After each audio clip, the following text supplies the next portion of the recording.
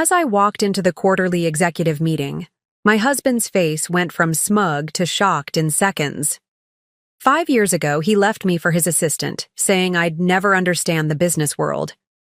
Today, as the new owner of Meridian Enterprises, I was about to announce his termination, and the secretary who handed me the documents was his girlfriend who had replaced me in his life. Before we jump back in, tell us where you're tuning in from, and if this story touches you, make sure you're subscribed, because tomorrow I've saved something extra special for you. The executive boardroom of Meridian Enterprises gleamed under soft recessed lighting, the polished mahogany, table reflecting the faces of 16 anxious executives. I adjusted my tailored navy suit, selected carefully for this moment, and felt the weight of the leather portfolio in my hands. Inside contained termination papers for 7 executives, including one name that had once been on my marriage certificate. Ms. Vivian Chen, representing Horizon Capital Partners, announced Diane, the stern-faced corporate secretary who had been instrumental in making this day possible. The room fell silent. Most had expected another faceless investor to address them, not me. I could feel the collective shift in energy as I moved toward the head of the table, the position my ex-husband Alexander Reed had occupied for the past 8 years. Alexander sat halfway down the table, his signature platinum cufflinks catching the light as he leaned forward. His expression morphed from mild curiosity to recognition, then to barely concealed panic. Beside him, Natalie Barnes, once his executive assistant, now his fiancée, looked between us in confusion, still not comprehending the situation. "Thank you all for gathering today," I began, my voice steady and clear, a voice I had practiced for months in anticipation of this moment. As of 9 a.m. this morning, Horizon Capital Partners has completed its acquisition of Meridian Enterprises. The tension was palpable. These executives had been expecting a standard post-acquisition platitude session, promises of minimal disruption, the usual corporate reassurances. What they didn't know was that Horizon Capital Partners was my company, created from nothing. In the 5 years since Alexander had left our marriage and pushed me out of the company we had built together. "Some of you may remember me," I continued, allowing my gaze to sweep the room before settling on Alexander. "For those who don't, I co-founded Meridian with Alexander Reed 12 years ago." Alexander's knuckles whitened around his Mont Blanc pen. The memory of his words echoed between us across the polished table. "You're a liability to this company, Vivian. You always have been. The business world isn't for everyone." I opened my portfolio, the familiar action grounding me in the eye, present. Meridian has drifted from its founding principles over the past 5 years. Quarterly reports show declining innovation, employee satisfaction at an all-time low, and customer retention dropping by 23% annually. Several executives shifted uncomfortably, eyes darting to Alexander, whose face had taken on a reddish hue. He had built his leadership on creating the appearance of success while the foundation crumbled, a strategy I had warned him about years ago. "Immediate restructuring is necessary," I said, nodding to Diane, who began distributing sealed envelopes. 7 leadership positions are being eliminated effective immediately. The room erupted in murmurs as executives reached for the envelopes. With trembling hands, some would find standard meeting agendas, 7 would find termination agreements. Alexander didn't move to touch his envelope, already understanding its contents. Natalie reached for hers with manicured fingers, the 4-carat diamond on her left hand, so similar to the one Alexander had once given me, catching the light. "This is absurd," Alexander finally spoke, his voice tight with controlled rage. "You can't just walk in here and—" "The board unanimously approved the acquisition and restructuring plan this morning," I interrupted smoothly. "Your performance reviews and financial discrepancies over the past 3 years provided all the evidence needed. 5 years ago, I couldn't have imagined being in this position. The night Alexander told me he was leaving, both our marriage And my position at Meridian? I had collapsed on our bedroom floor, sobbing as he methodically packed his clothes into a suitcase. "You've always been too emotional for business, Viv," he had said, not even looking at me as he selected which ties to take. "Natalie understands what it takes to succeed in this world. You never will." That night had broken me, but as I stood, now at the head of the boardroom table, I recognized it had also rebuilt me into someone stronger, more strategic, and far more dangerous than the woman Alexander had dismissed. That night had broken me. But as I stood now at the head of the boardroom table, I recognized it had also rebuilt me into someone stronger, more strategic, and far more dangerous than the woman Alexander had dismissed. "Those affected will be escorted to collect personal belongings," I continued, gesturing toward the door where security personnel now stood. "Severance details are outlined in your packets, contingent upon the standard non-disclosure agreements." Alexander pushed back, his chair abruptly, standing to his full height. "This is personal, not business," he hissed, loud enough for nearby executives to hear. "You've orchestrated this whole thing for revenge." I met his gaze steadily, feeling nothing but a cool detachment where pain had once lived. "On the contrary, Alexander, the 14 board members who voted unanimously this morning have never met me personally. They voted based on performance data and my proposed recovery strategy." I allowed a small smile. "Though I won't deny this particular aspect of the restructuring brings additional satisfaction." Natalie had finally opened her envelope, her face draining of color as she read its contents. Unlike Alexander, she hadn't been terminated, a deliberate choice on my part.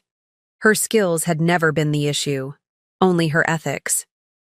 "Ms. Barnes will be reassigned to the Denver office, effective next week," I announced, watching as she processed this information. The Denver office was struggling but salvageable, and 1,500 miles away from headquarters.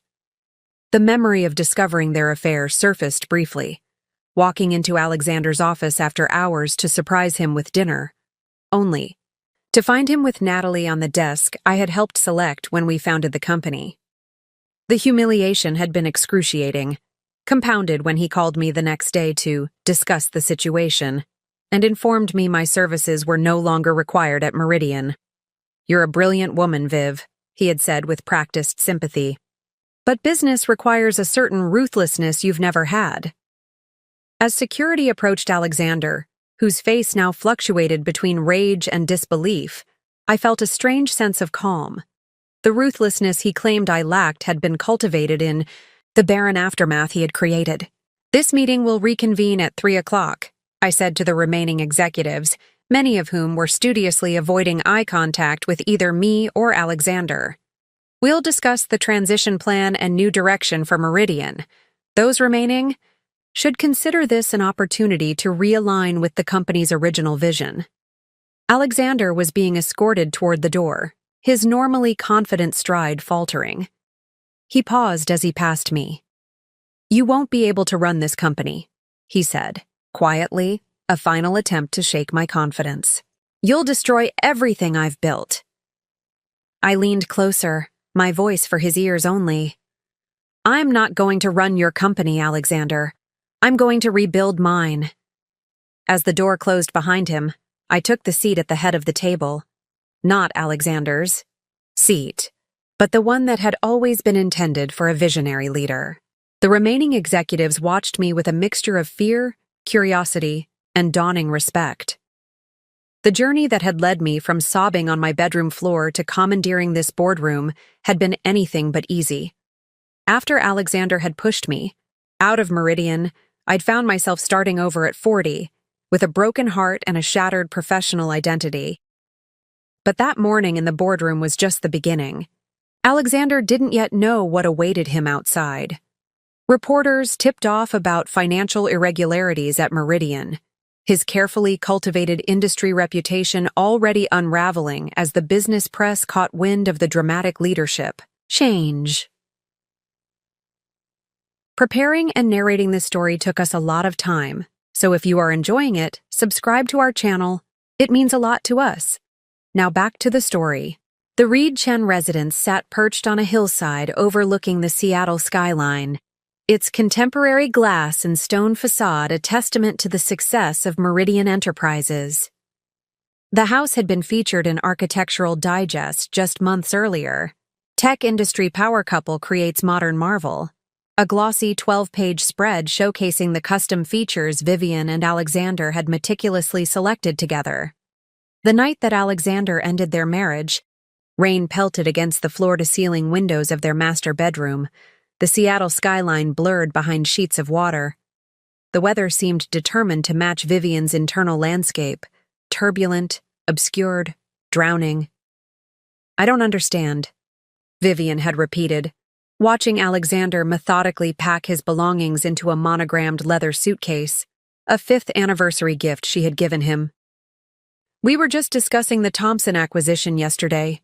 We were planning that trip to Kyoto next month." Alexander barely looked up as he folded his dress shirts with practiced precision. "I've been meaning to have this conversation for months, Viv. There's never a good time." The bedroom that had once felt like a sanctuary now seemed cavernous and cold. Minimalist furniture that had appeared elegant in daylight now felt sterile under the recessed lighting. The king-sized bed with its crisp white linens, untouched that evening, looked like a vast empty field between them. "Is this about the disagreement at the board meeting?" Vivian asked, her mind racing to make sense of this sudden upheaval. "I know we have different approaches to the expansion, but we've always worked through strategic differences." Alexander sighed, the sound heavy with practiced patience. He finally turned to face her, his expression a careful mask of regret that didn't quite reach his eyes. "This isn't about any single disagreement, Vivian. It's about fundamental incompatibility. Both, personally and professionally." He closed the suitcase with a definitive click. "I need a partner who understands what it takes to succeed at this level. Someone who can make the tough calls without getting emotional." The carefully controlled words landed like precise incisions. This wasn't an impulsive decision. This was a planned extraction, surgical and cold. "You're talking about Natalie," Vivian said, the realization crystallizing with nauseating clarity. The lingering meetings, the changed passwords, the subtle exclusions from key discussions over the past months, all suddenly making a terrible kind of sense. Alexander didn't deny it. "Natalie understands my vision for Meridian. She supports my decisions instead of constantly challenging them." "That's my job as your co-founder and your wife," Vivian countered, her voice rising despite her efforts to maintain composure. "To challenge you when you're making decisions that could harm the company. The aggressive acquisition strategy you're pushing, it's creating unsustainable debt. You know I'm right about this."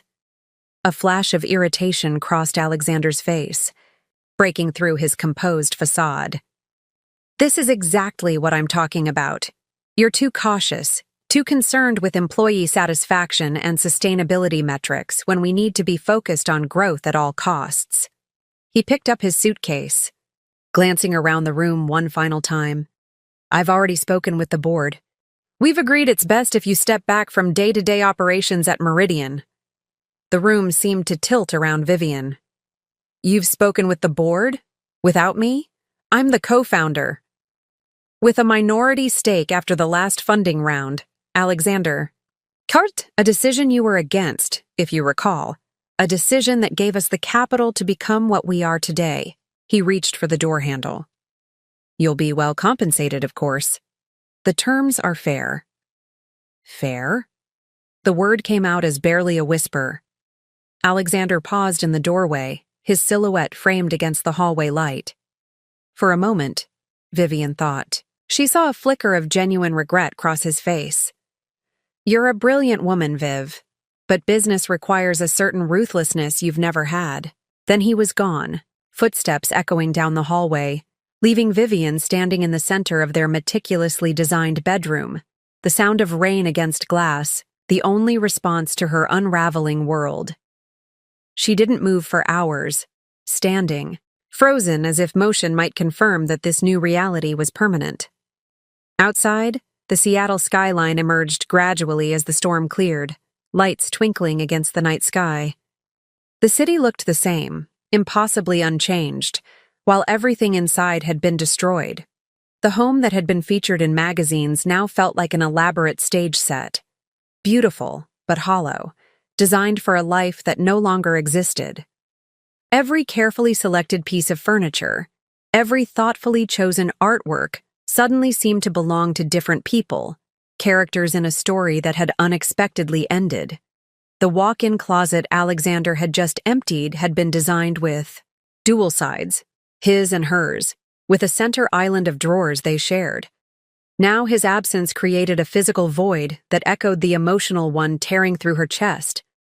His cologne lingered in the air, the scent both comforting and nauseating in its familiarity. The night stretched endlessly as Vivian finally moved from standing to sitting on the edge of the bed, her body folding in on itself as the magnitude of the loss engulfed her. Not just her marriage, but her company, her professional identity and life's work, all excised in one clinical conversation.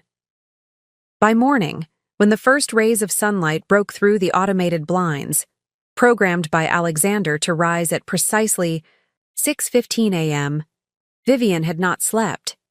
Her eyes, swollen from crying, looked out at the city spread below, a city where somewhere Alexander and Natalie were beginning their new life amid the ruins of hers. The house, designed to showcase their success, now felt like a mausoleum for her dreams. Every corner held memories of plans made, celebrations shared, a future mapped out in confident detail. The kitchen where they'd hosted dinner parties for investors. The dining room where they'd signed their first major client contract, too excited to wait until they reached the office. The terrace where they'd toasted each funding round, each milestone. Vivian moved through these spaces like a ghost, touching surfaces, remembering. The pain was physical, a constrictive pressure in her chest, a hollowness in her stomach, a persistent trembling in her hands that wouldn't subside no matter how tightly she clasped them. When her phone rang at precisely 9 a.m., Alexander's name appearing on the screen, Vivian almost didn't answer. But some remaining professional instinct, some deeply ingrained sense of responsibility to the company they'd built, compelled her to accept the call. "I'm glad you picked up," Alexander said, his voice brisk, already shifted into full business mode. "I've scheduled a meeting with HR at 11 noon to discuss your transition package. It would be best if you came to the office one last time to sign the paperwork." Vivian listened, her free hand gripping the kitchen counter so hard her knuckles whitened. Through the phone, she could hear the familiar sounds of Meridian's headquarters, gentle. Conversation, the espresso machine in the break room, phones ringing, life continuing as normal in the company she had helped create. "Vivian? Are you there?" Alexander's impatience leaked through. "Yes," she managed, the single word an accomplishment against the tightness in her throat. "Good. 11 a.m. then. Natalie, we'll send you the details of what to bring. We'll need your company laptop and access cards." The casual mention of Natalie, now apparently handling the logistics of Vivian's professional execution, sent a fresh wave of nausea through her. The woman who had replaced her in Alexander's bed was now facilitating her removal from the company she had co-founded. "I'll be there," Vivian said, surprising herself with the steadiness in her voice. After hanging up, she moved to the master bathroom, a sanctuary of marble and glass she had designed herself. The woman in the mirror was unrecognizable, pale, hollow-eyed, diminished. For a moment, Vivian simply stared at this stranger, this shell of the confident entrepreneur who had graced magazine covers alongside Alexander as tech's most dynamic power couple. Then, with hands that trembled slightly less than before, she reached for her makeup bag. If she was to be executed professionally, she would not go without dignity. She would face Alexander, Natalie, and the HR team as Vivian Chen, co-founder of Meridian Enterprises, not as the shattered woman who had stood immobile in her bedroom all night. Layer by layer, she rebuilt her exterior. Foundation, concealer, subtle contour, a sweep of blush to bring life back to her pallor. The familiar ritual was anchoring, each product a small step toward reclaiming some semblance of control. By the time she selected a crisp white shirt and charcoal pencil skirt from her closet, something had shifted imperceptibly within her. The pain remained, raw and overwhelming, but alongside it, something else had begun to take root. Not hope, not yet, but perhaps its prerequisite, a determination to survive this moment, and the next, and the one after that. The house, with its soaring ceilings and perfect views, had been designed to impress, to announce to the world that Vivian Chen and Alexander Reed had arrived. Now, as Vivian gathered her car keys and professional portfolio, she recognized it for what it truly was, a beautiful, empty shell that had never been a home. As she stepped through the front door toward her waiting car, Vivian didn't know yet what would rise from the ashes of this devastation. She couldn't imagine that 5 years later she would stand at the head of a boardroom table, watching Alexander's face contort with shock as she reclaimed what he had taken. She knew only that she had to survive this day, and she would, with her head held high and her wounds carefully concealed behind a mask of professional composure. The Seattle skyline gleamed in the morning sunlight as she drove toward Meridian headquarters one last time, unaware that this ending was actually the first step in a remarkable beginning. The Meridian Enterprises headquarters occupied the top 8 floors of a gleaming downtown Seattle skyscraper. Vivian remembered every detail of its construction, the heated debates over the floor plan design, the careful selection of the building location, even the custom-made reception desk that greeted visitors with its sleek curves of sustainable bamboo. As Vivian stepped off the elevator at precisely 10:45 that morning, she felt like a ghost in her own creation. Employees glanced up as she passed, their expressions shifting quickly from recognition to discomfort before they looked away. News traveled fast in corporate environments, and it was clear from their averted eyes that everyone already knew.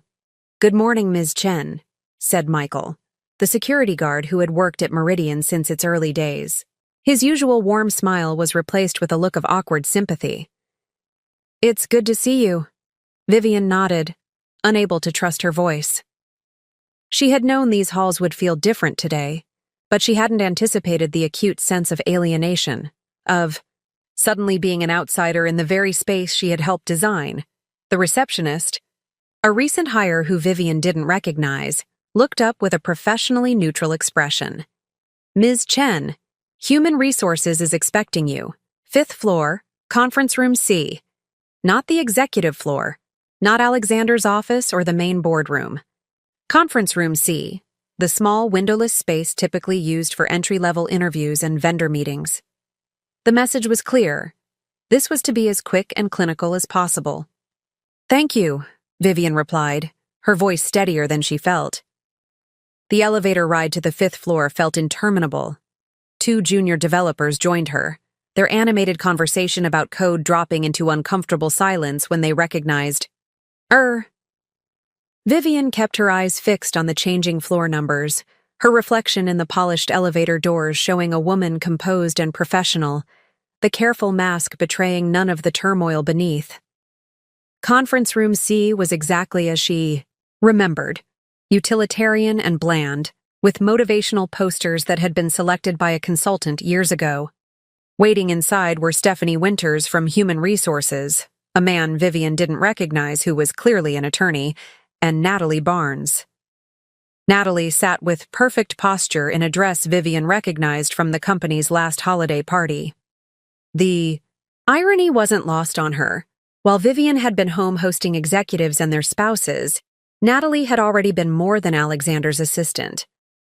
"Vivian, thank you for coming in," Stephanie began, her professional tone barely concealing her discomfort. "This is Marcus Bennett from Legal." Vivian took the seat across from them, placing her portfolio carefully on the table. "Where's Alexander?" Mr. Reed thought it would be best if he wasn't present for this discussion. Natalie answered smoothly. He wanted to ensure the transition was handled with appropriate sensitivity. The audacity of his absence, of sending his mistress instead, struck Vivian with such force that she nearly laughed. This, then, was the final indignity, being processed out of her own company by the woman who had replaced her, while Alexander couldn't even face her.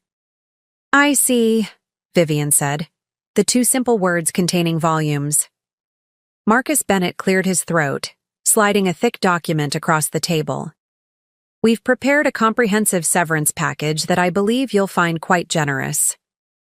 Vivian didn't reach for it immediately.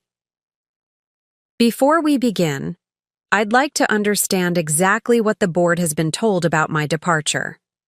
Stephanie and Marcus exchanged glances. Natalie's expression remained perfectly controlled. "The official communication states that you're stepping back to pursue other interests," Stephanie offered. "Alexander was quite insistent that your contribution to Meridian be acknowledged appropriately." "How thoughtful of him," Vivian said, unable to keep the edge from her voice. She finally reached for the document, opening it to scan the first page. The language was dense with legal terminology, but the essence was clear. In exchange for her shares being bought at a predetermined rate and a substantial severance package, she would relinquish all claims to Meridian Enterprises and sign a comprehensive non-compete agreement. The non-compete covers all technology and software development in our market for a period of 3 years, Marcus explained, pointing to the relevant section. 3 years. Alexander wasn't just removing her from Meridian. He was effectively barring her from working in her field for 3 years. The calculated ruthlessness of it took her breath away. "And if I don't sign?" Vivian asked, though she already knew the answer. Marcus's expression tightened slightly. "Mr. Reed hoped it wouldn't come to that. But should you choose not to accept these terms, the company is prepared to proceed with a performance-based termination." "Performance-based?" Vivian repeated, the words tasting bitter. Natalie leaned forward slightly. "There's documentation of several instances where your cautious approach caused Meridian to miss key market opportunities. The board has reviewed these cases and supports the assessment." Of course they had. Alexander had been systematically building his case, likely for months. The disagreements that she had thought were normal strategic debates between co-founders had been carefully documented and presented as failures on her part. Vivian looked at Natalie directly for the first time, taking in the woman who had been her husband's executive assistant for the past 2 years. She was younger, certainly, but it wasn't just youth that Alexander had chosen. It was compliance. Where Vivian challenged, Natalie supported. Where Vivian urged caution, Natalie encouraged risk. She was everything Vivian wasn't, and at this moment, that included being on the winning side of this corporate coup. "I'd like a moment to review the documents in private," Vivian said, her voice remarkably steady. "Of course," Stephanie replied, looking relieved at the prospect of a brief escape from the tension. "We'll be just outside when you're ready." As the door closed behind them, Vivian finally allowed her carefully maintained expression to crumble. The conference room that had felt small before now seemed to be closing in around her. She had helped build Meridian from an idea to a company valued at over $300 million, and now she was being erased. Efficiently, legally, completely. She flipped through the agreement, skimming the sections detailing what she would receive and what she would give up. The financial terms were indeed generous, as Marcus had said. Alexander was buying her silence and her absence at a premium price. A knock at the door startled her. Instead of Stephanie or the others, it was Lisa Kwan, Meridian's VP of Product Development, and one of the few executives Vivian had personally hired years ago. "I heard you were here," Lisa said, closing the door quickly behind her. "I don't have much time." "They've got me in the box signing my execution papers," Vivian said, attempting a smile that didn't reach her eyes. Lisa didn't return it. "Listen, to me, don't sign anything yet. Alexander's been planning this for months. He's been systematically discrediting your contributions in board meetings, revising project histories to minimize your role. I suspected as much, Vivian replied, a cold clarity beginning to replace the emotional fog she'd been in since last night. It's worse than you think, Lisa continued, her voice barely above a whisper. He's moving Meridian in a completely new direction, massive leveraging for rapid acquisition of competitors. The conservative approach you've advocated? He's doing the exact opposite. He's gambling everything on aggressive expansion. Vivian felt a flicker of vindication. She'd been warning about the dangers of over-leveraging for months, concerns Alexander had dismissed as overly cautious. Why are you telling me this? Vivian asked. Lisa glanced nervously at the door. Because it's wrong, what he's doing. Not just to you personally, but to the company. And because, she hesitated, because I'm leaving too. I gave my notice this morning. Several of us are. The realization that she wasn't alone in her concerns about Alexander's leadership provided an unexpected spark of strength. If others could see it too, if Lisa, one of their most valuable executives, was walking away, perhaps Vivian's judgment hadn't been as clouded by emotion as Alexander had claimed. Thank you, Vivian said, reaching out to squeeze Lisa's hand.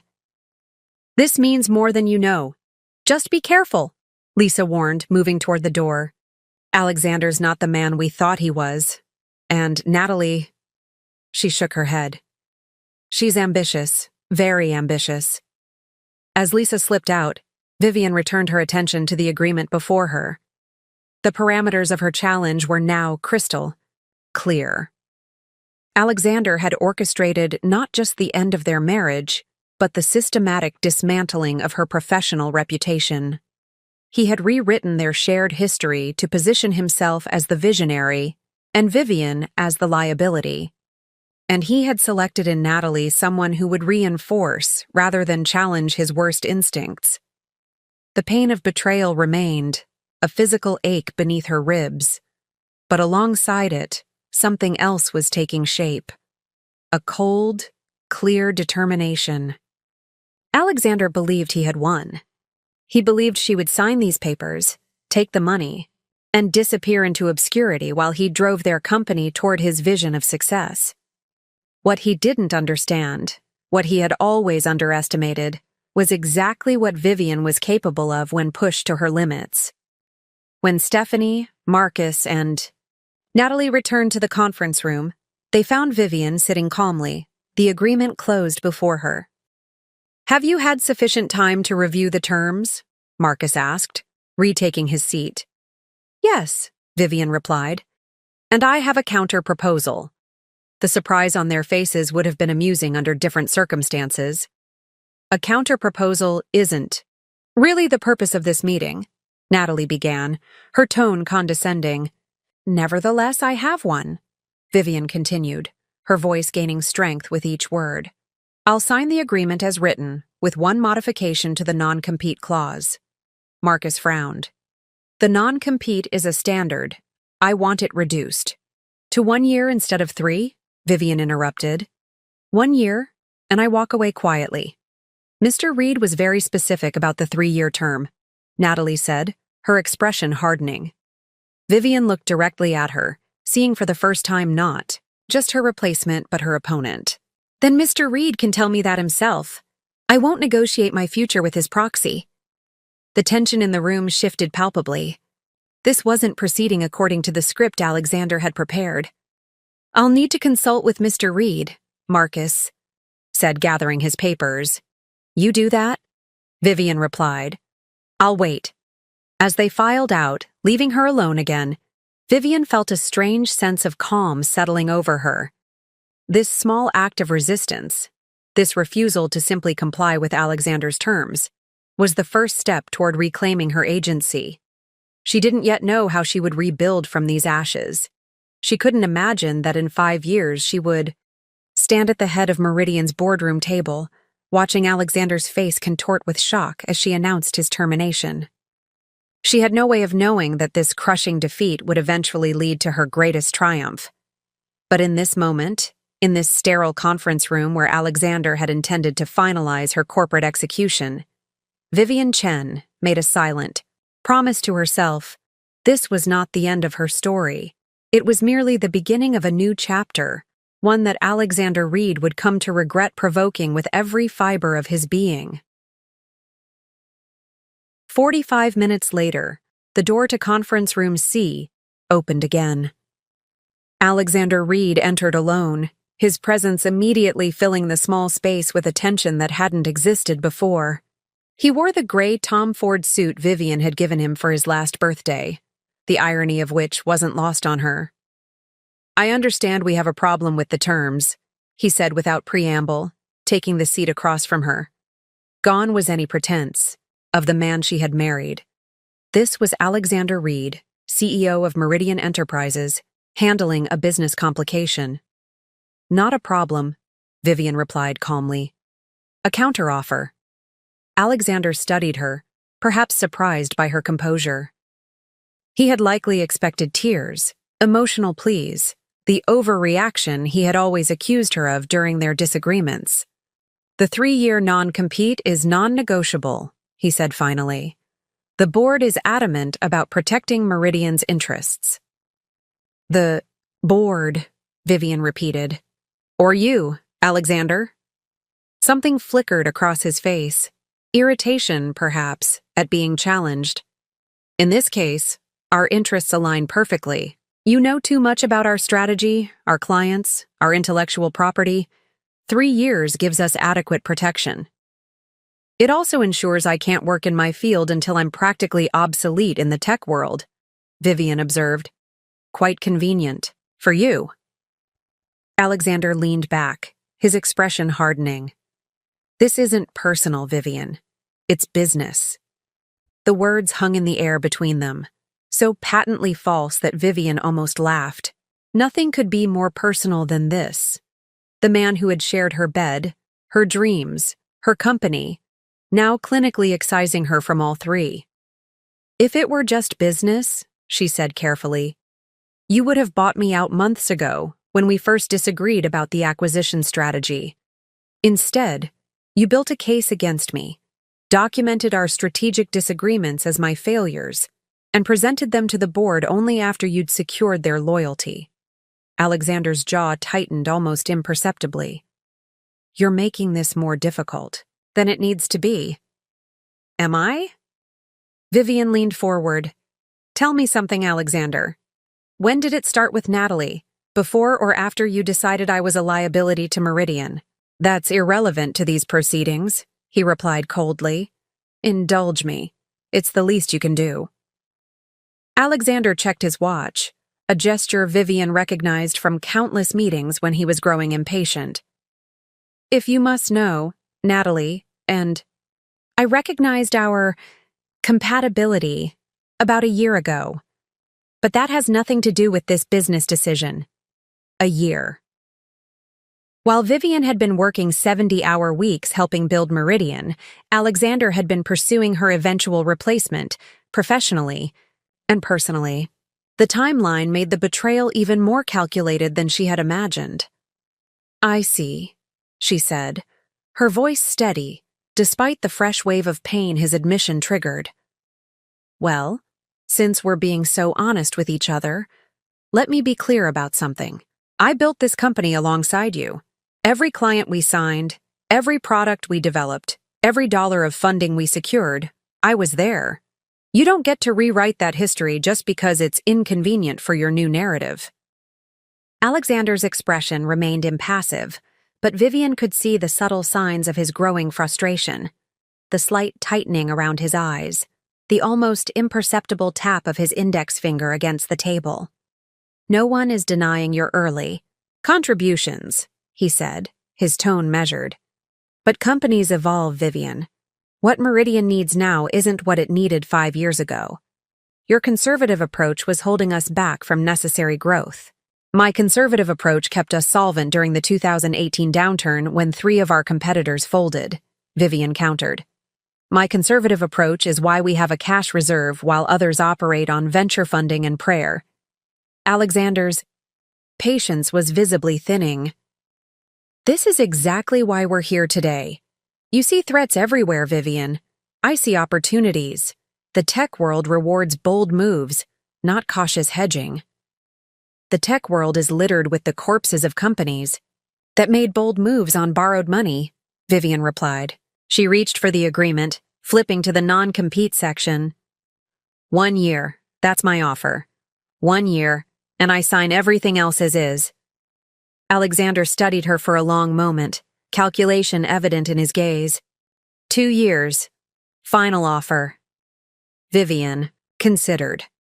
2 years was still a significant handicap, but it wasn't the professional death sentence that 3 years would have been in the rapidly evolving tech industry. Fine, 2 years, she agreed. Have legal redraft it, and I'll sign this afternoon. Alexander nodded once, standing to signal the end of their negotiation. He hesitated for a moment, as if there were something more he wanted to say. Whatever it was, he thought better of it. The revised agreement will be ready by 3, he said, moving toward the door. Stephanie will contact you. Alexander, Vivian said, stopping him before he could leave. One more thing. He turned, his hand already on the door handle. You've won. You have the company, the board support, and Natalie. You have everything you want. Vivian met his gaze directly. Remember this moment. Something like unease flickered across Alexander's face before he masked it with a businesslike nod. Goodbye, Vivian. The door closed behind him, and Vivian was alone again in the sterile conference room. The conversation had transpired exactly as Alexander had planned, except for her small victory on the non-compete clause. He had arrived expecting capitulation and instead encountered resistance. It was minimal, certainly, but it was something. Vivian gathered her things slowly, in no rush to leave this final act of her time at Meridian. Through the glass walls of the conference room, she could see life continuing in the office beyond. Employees, at their desks, conversations in the hallway, the mundane rhythm of corporate existence undisturbed by the personal and professional earthquake she had just experienced.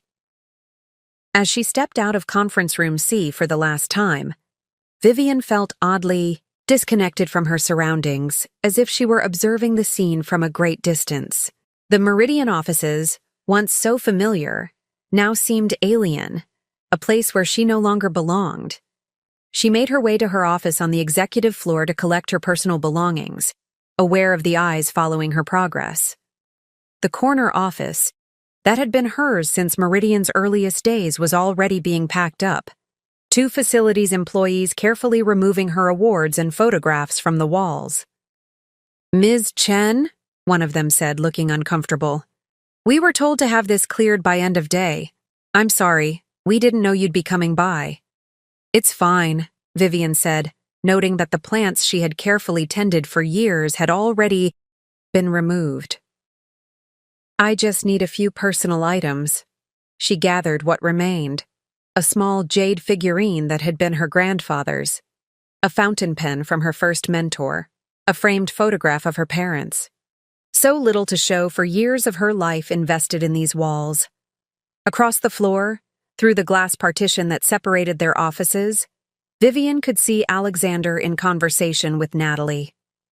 They weren't touching. They were too professional for that in the office. But there was an intimacy to their posture that spoke volumes. They were already planning, already moving forward into the future they had constructed on the ruins of her past. As Vivian placed her office key and security badge on the desk, her final surrender of the company she had helped build, something shifted within her. The pain was still there, a physical presence beneath her ribs, but it had transformed into something harder, more defined. Not yet determination, not quite resolve, but perhaps their precursor. A silent refusal to let this moment define the rest of her life. The elevator ride to the lobby was silent. the small box of personal items in her arms pathetically inadequate to represent what she had lost. In the reflective doors, Vivian caught a glimpse of herself, still composed, still dignified, still standing despite everything that had been taken from her. Outside, Seattle's notoriously fickle weather had shifted, the morning's clear skies replaced by gathering storm clouds that matched her internal landscape. As Vivian placed her box in the passenger seat of her car, the first heavy drops of rain began to fall, quickly becoming a downpour that obscured the Meridian building behind sheets of water. She sat motionless behind the wheel, watching as employees hurried in and out of the building's revolving doors, umbrellas unfurling against the deluge. Somewhere in that building, Alexander and Natalie were continuing their day, perhaps already discussing who would take over Vivian's responsibilities, how they would distribute her projects. The thought should have devastated her anew, but instead, something unexpected happened. As rain pounded against the car roof, creating a cocoon of white noise around her, Vivian felt a moment of perfect clarity break through the emotional chaos of the past 24 hours. Alexander had taken her marriage. He had taken her company. He had taken her professional reputation. But he couldn't take her knowledge, her experience, her capabilities. Those remained firmly, irrevocably hers. The realization wasn't comfort exactly. The wounds were too fresh, too deep for anything approaching solace. But it was a foothold, a small, solid place to stand in the midst of the destruction. Vivian started the car, the familiar hum of the engine grounding her in the present moment. She had nowhere particular to go. The house she had shared with Alexander no longer felt like home, and her office was no longer hers. She was, for perhaps the first time in her adult life, completely untethered. The sensation was terrifying. It was also, she realized with surprise, oddly freeing. As she pulled away from Meridian Enterprises for what she believed was the last time, Vivian had no way of knowing what the next 5 years would bring. She couldn't imagine the company she would build, the strategies she would develop, the path that would eventually lead her back to this very building. Not as an ousted co-founder, but as its owner. All she knew in that moment was that the story Alexander had written for her, the narrative of the cautious, emotional wife who couldn't keep pace with his vision, was not the story she would accept. If she had to start again from nothing, she would. If she had to reinvent herself entirely, she would do that too. The rain continued to fall as Vivian drove away from her past and toward an unwritten future. Behind the wheel of her car, in the privacy of this transitional space between what had been and what would be, Vivian Chen made a decision that would alter the course of her life and, though she didn't know it yet, Alexander's as well. She would not disappear. She would not fade into obscurity. She would not become the cautionary tale of the woman left behind by a visionary ex-husband. Instead, she would become something Alexander had never anticipated, never prepared for, a worthy opponent. The thought wasn't revenge, not exactly. It was something more fundamental, a refusal to accept the ending Alexander had scripted for her. A decision to write her own story, whatever it might be. As Vivian navigated through Seattle's rain-slicked streets, she had no destination in mind. But for the first time since Alexander had walked out of their bedroom with his packed suitcase, she had something almost as important, a direction. Vivian drove aimlessly through Seattle's rain-soaked streets, the windshield wipers creating a hypnotic rhythm that matched her circling thoughts. As the familiar landmarks of the city passed by in a gray blur, her mind drifted back to the beginning, to the story of Meridian Enterprises that Alexander was now so determined to rewrite. 12 years ago, Vivian Chen had been a rising star at Tech Fusion, one of Seattle's established software companies. With a double master's in computer science and business administration, she had climbed the corporate ladder with remarkable speed, becoming the youngest project manager in the company's history by 28. It was at Tech Fusion that she first met Alexander Reed, a charismatic sales executive whose ability to charm clients was unmatched in the industry. Where Vivian excelled at product development and strategic planning, Alexander shined in presentation and persuasion. Their skills were complementary, their ambitions aligned. Their first collaboration had been on Project Aurora, a customer management system that TechFusion had been struggling to sell to enterprise clients. Vivian had redesigned the product's architecture to address critical performance issues, while Alexander had reframed the marketing strategy to emphasize its unique benefits. "We're unstoppable together," Alexander had said after they secured their third major client in as many months. "You build it better than anyone, and I sell it better than anyone. Imagine what we could do if we weren't constrained by TechFusion's bureaucracy." The idea of starting their own company had germinated during late nights at the office, fueled by ambition and the growing recognition of their combined potential. By day, they continued their ascent at TechFusion. By night, they sketched out business plans and product ideas for what would eventually become Meridian Enterprises. Their personal relationship had developed alongside their professional one. Cautiously at first, both aware of the potential complications, then with the same intensity that characterized their work, 6 months after Project Aurora's success, they were not just colleagues but partners in every sense. "We're building something that will last," Alexander had told her the night he proposed, 9 months into their relationship. "A legacy that combines the best of both of us." Vivian had believed him completely. She had seen in Alexander not just a brilliant salesman, but a visionary who could articulate the future she helped create. Together, they seemed poised to conquer the tech world on their own terms. The early days of Meridian had been exhilarating and terrifying in equal measure. They had rented a small office space in a less desirable part of Seattle, investing their savings and a modest amount from friends and family. Their first product, a streamlined project management system for creative agencies, had been developed almost entirely by Vivian, with Alexander securing their initial clients through sheer force of personality and relentless networking. Vivian remembered those first months with painful clarity. The 18-hour workdays, the makeshift desk constructed from an old door and sawhorses, the instant ramen dinners eaten while debugging code late into the night. Alexander had been her rock during that period, his unwavering confidence buoying her when technical challenges seemed insurmountable. "This is just the beginning," he would say, massaging her shoulders as she hunched over her laptop. "5 years from now, we'll look back at these days from our corner offices and laugh about how we started." The memory now carried a bitter irony. They had indeed gotten those corner offices, but something fundamental had changed along the way. Something Vivian had been too busy building the company to fully recognize until it was too late.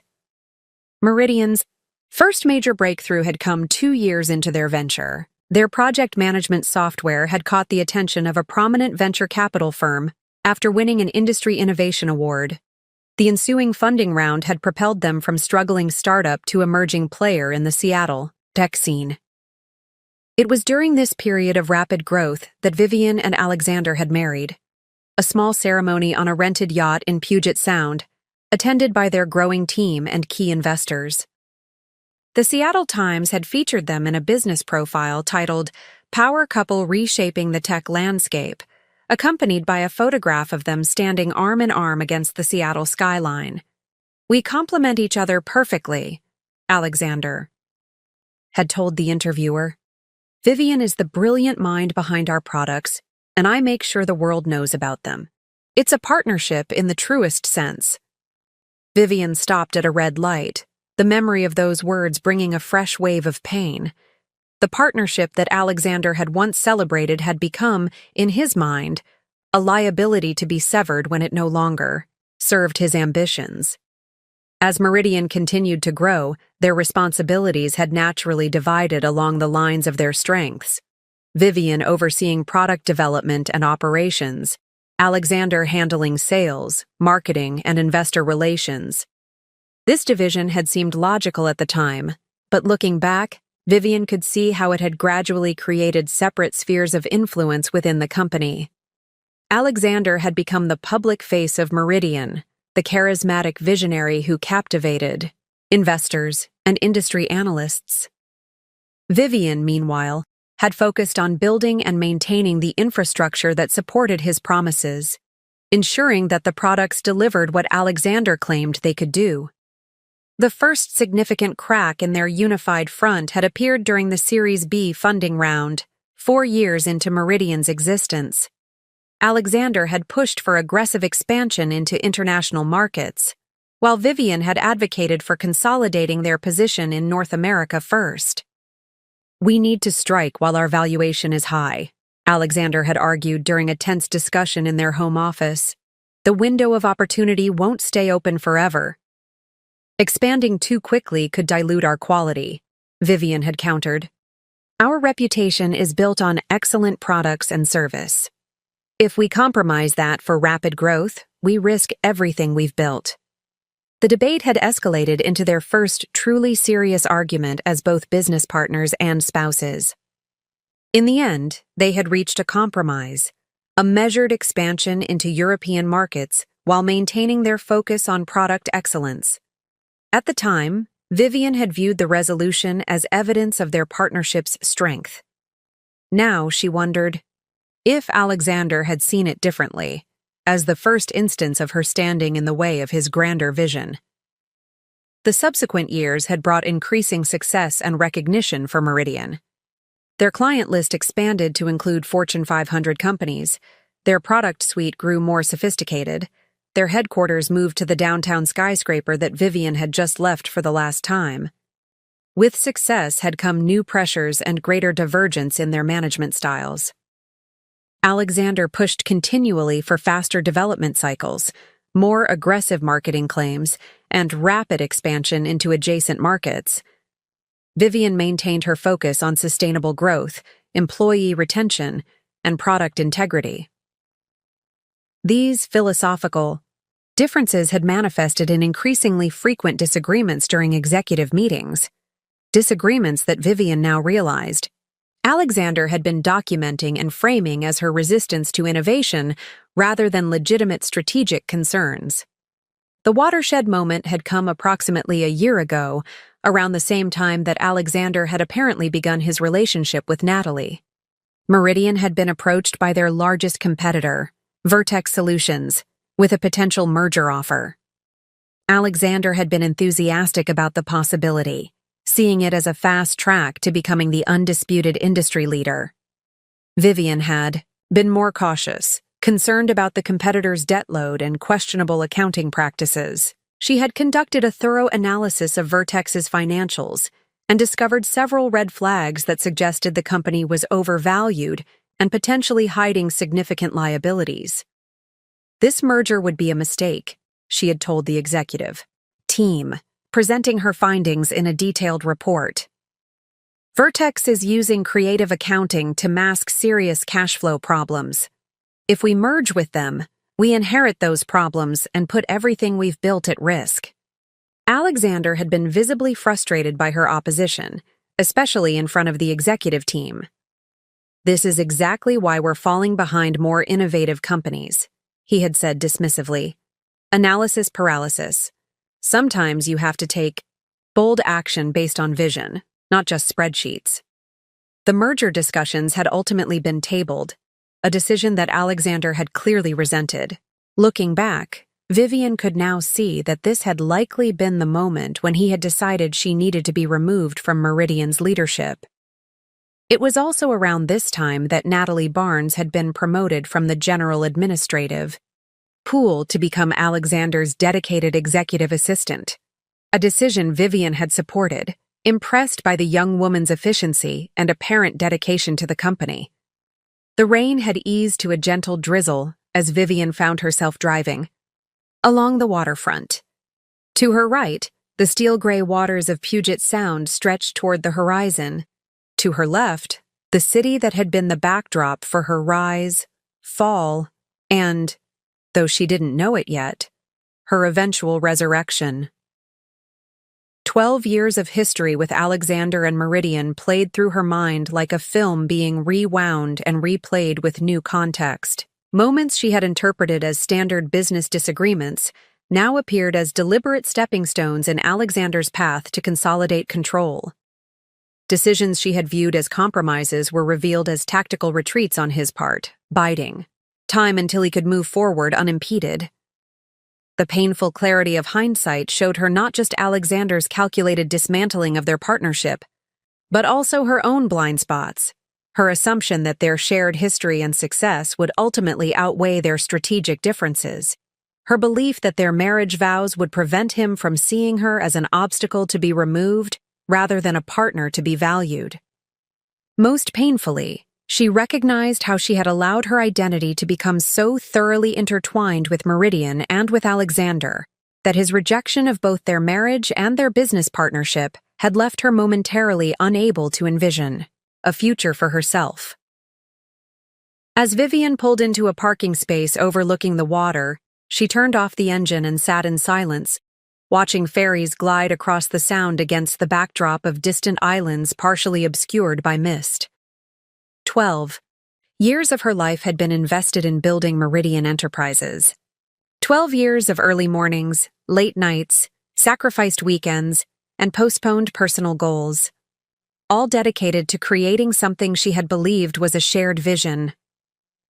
Alexander had taken that vision and claimed it as exclusively his own.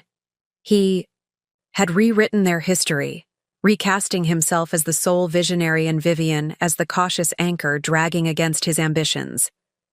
And he had found in Natalie not just a romantic replacement, but a professional one, someone who would reinforce, rather than challenge his perspective. The betrayal was absolute, personal and professional, emotional and financial.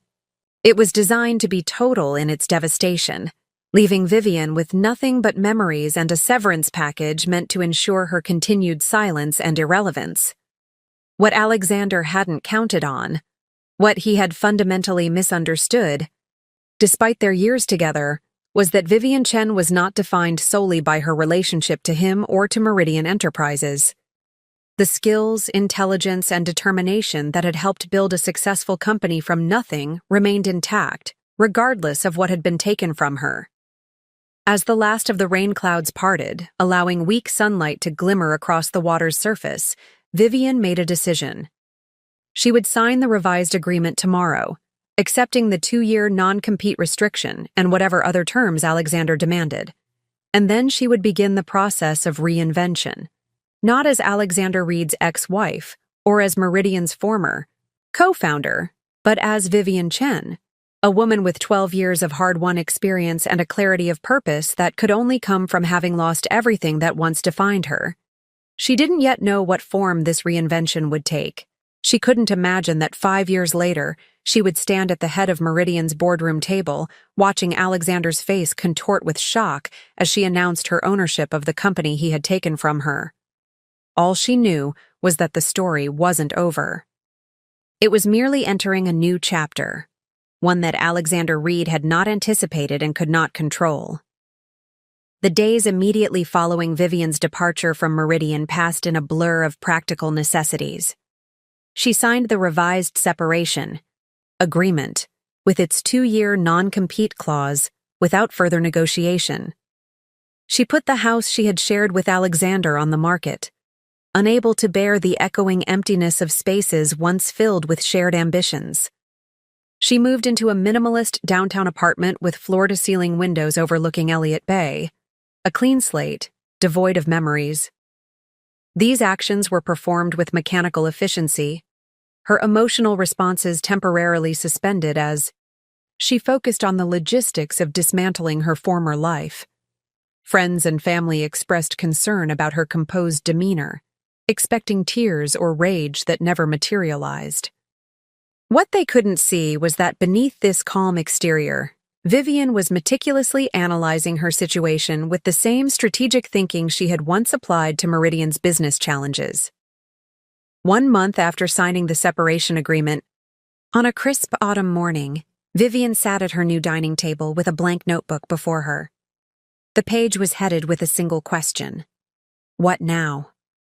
The non-compete agreement prevented her from working directly in software development for enterprise clients, the field she had dedicated her career to thus far. Alexander had effectively blocked her most obvious path forward, but as Vivian stared at the blank page, she recognized that this restriction, while significant, was also narrowly defined. She couldn't create products that competed with Meridian for 2 years. She couldn't work for Meridian's competitors. But there were no restrictions on consulting, on education, on investment activities, or on developing expertise in adjacent industries. The realization sparked the first genuine smile she had experienced since Alexander's departure. He had tried to build a cage, but had left multiple doors unlocked. By evening, her blank page had transformed into a complex mind map detailing potential paths forward. 3 main branches emerged from her central question. Knowledge development, gaining expertise in areas complementary to, but not directly, competing with her existing skill set. Network building, cultivating relationships with key players in the tech industry who might become allies in her future endeavors. Financial positioning, strategically investing her severance package to build resources for whatever came next. Over the following weeks, these 3 branches became Vivian's roadmap. She enrolled in an intensive financial analysis program at the University of Washington, focusing specifically on mergers and acquisitions in the tech sector. She joined 3 industry organizations focused on women in technology leadership, carefully selecting those that Alexander had always dismissed as unnecessary networking.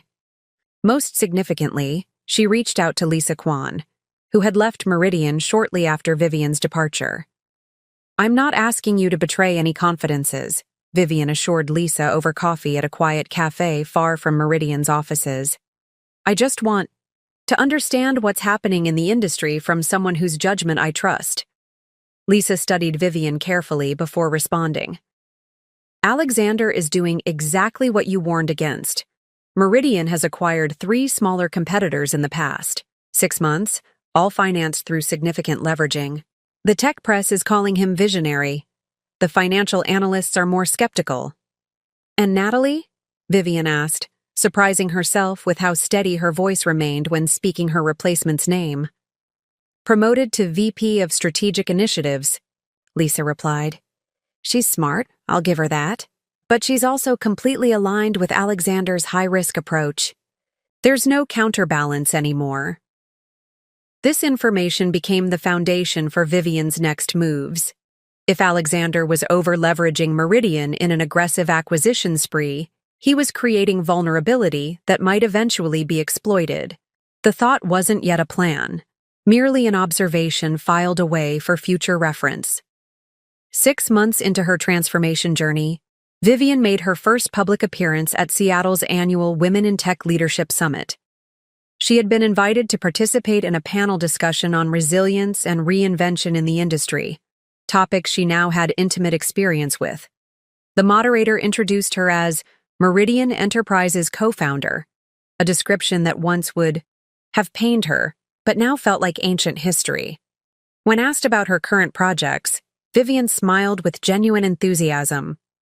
"I'm in a unique position of being able to step back and evaluate the industry from a new perspective," she explained. "After years of focusing exclusively on product development and operations, I'm now exploring the financial and strategic forces shaping technology's future. It's been illuminating." The response was measured, revealing nothing of her longer-term intentions while establishing her as someone evolving rather than diminished by recent changes. After the panel, Vivian found herself surrounded by women eager to connect. CEOs of smaller tech companies, venture capitalists specializing in women-led startups, financial analysts focused on the technology sector. One conversation proved particularly significant. Eleanor Blackwell, founding partner at Blackwell Venture Partners, handed Vivian her card with a directness that cut through the usual networking pleasantries. "When you decide what you're building next, call me," Eleanor said. "I've followed Your work for years. Alexander Reed may be the face people recognize, but industry insiders know who really built Meridian's backbone. Vivian accepted the card, tucking it carefully into her portfolio. I'm under a non-compete for another 18 months. Eleanor's smile was knowing. Non-competes restrict what you can build, not what you can learn, who you can meet, or how you can prepare. Time spent in strategic preparation is never wasted. That conversation marked a turning point in Vivian's journey. Until then, she had been focused primarily on recovery and rebuilding her individual skills. Eleanor's interest sparked something more ambitious. The first glimmer of a plan that extended beyond personal reinvention to something that might eventually intersect with Meridian's future. Over the next year, Vivian methodically expanded her knowledge and network. She completed 3 specialized financial courses focused on corporate valuation, leveraged buyouts, and distressed asset acquisition. She consulted for venture capital firms evaluating potential investments in the tech sector, providing technical expertise that helped them avoid costly missteps. Most importantly, she began tracking Meridian's activities with careful attention to patterns that others might miss. Each press release announcing a new acquisition was followed by Vivian's detailed analysis of the purchased company's technology, client base, and financial health. She built comprehensive models projecting Meridian's likely debt structure and cash flow requirements. She noted which executives remained from her era and which had been replaced by Alexander's loyalists. This wasn't obsession or vengeance. It was strategic intelligence gathering, performed with the detached precision that had always characterized Vivian's approach to business challenges. 18 months after leaving Meridian, Vivian registered a new entity, Horizon Capital Partners. The name was a subtle nod to her past, the horizon line visible from the Meridian offices she had helped design, but pointed firmly toward the future. Horizon's mission statement was carefully crafted, identifying undervalued assets and unrealized potential in the technology sector.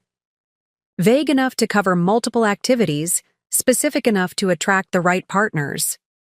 With her severance package as initial capital and Eleanor Blackwell's firm as a significant investor, Vivian began assembling a team of financial and technical experts who shared her vision.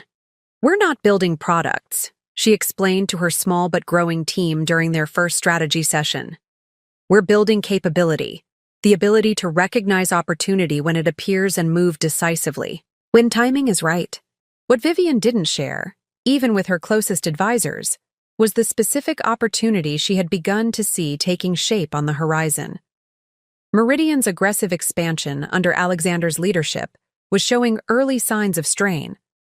2 consecutive quarters had seen them just barely meeting earnings expectations. Industry analysts had started questioning the sustainability of their acquisition strategy. The company's debt-to-equity ratio had reached levels that would make refinancing challenging in anything less than ideal market conditions. These weren't yet critical problems. Meridian remained profitable and growing, but they were hairline. Cracks in the foundation that only someone intimately familiar with the company's true structure would recognize as potentially serious. 22 months after signing the separation agreement, with the non-compete restriction just weeks from expiring, Vivian received an unexpected call from James Patterson, one of Meridian's original board members, and the only one who had occasionally sided with her strategic perspective during her final year at the company. This is probably crossing a line, James began without preamble. But I think you should know that Vertex Solutions is making another approach to acquire Meridian.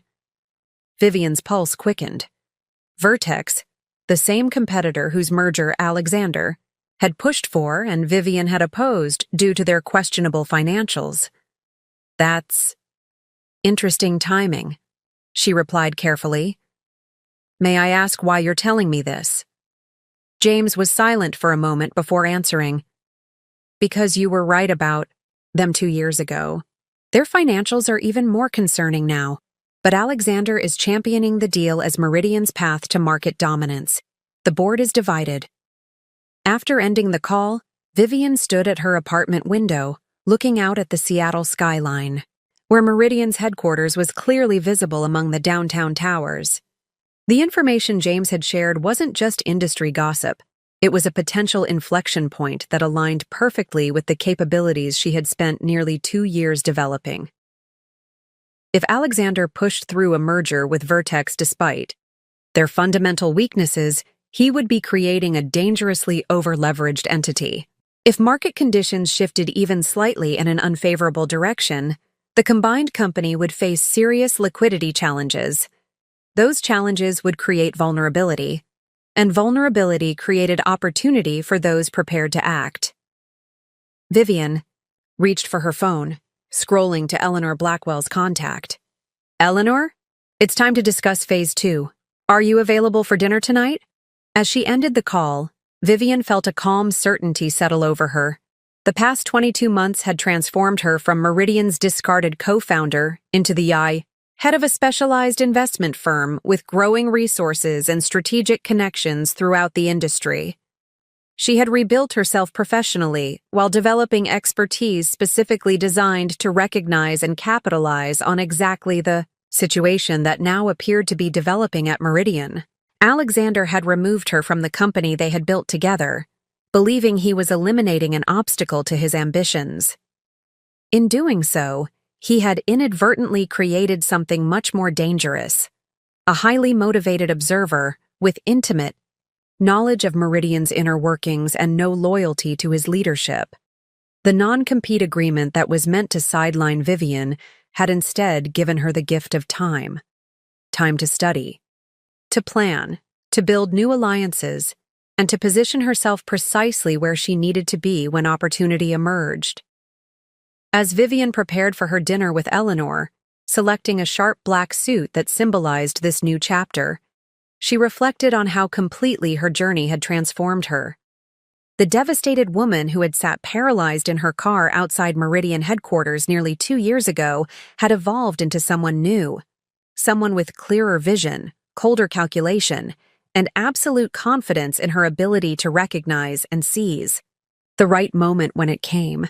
That moment she now believed was rapidly approaching, and when it arrived, Alexander Reed would discover just how thoroughly he had underestimated the woman he had discarded. Exactly 2 years and 1 day after signing the separation agreement with Meridian, Vivian Chen sat in the pristine conference room of Horizon Capital Partners, surrounded by her carefully assembled team of financial analysts, industry experts, and legal advisors. The wall-to-wall windows offered a panoramic view of Seattle's skyline, with Meridian's headquarters clearly visible in the distance, a visual reminder of their target. "The non-compete restriction expired at midnight," Vivian began, her voice steady as she addressed the room. "As of today, we are free to pursue any opportunity in the enterprise software space, including potential actions involving Meridian Enterprises."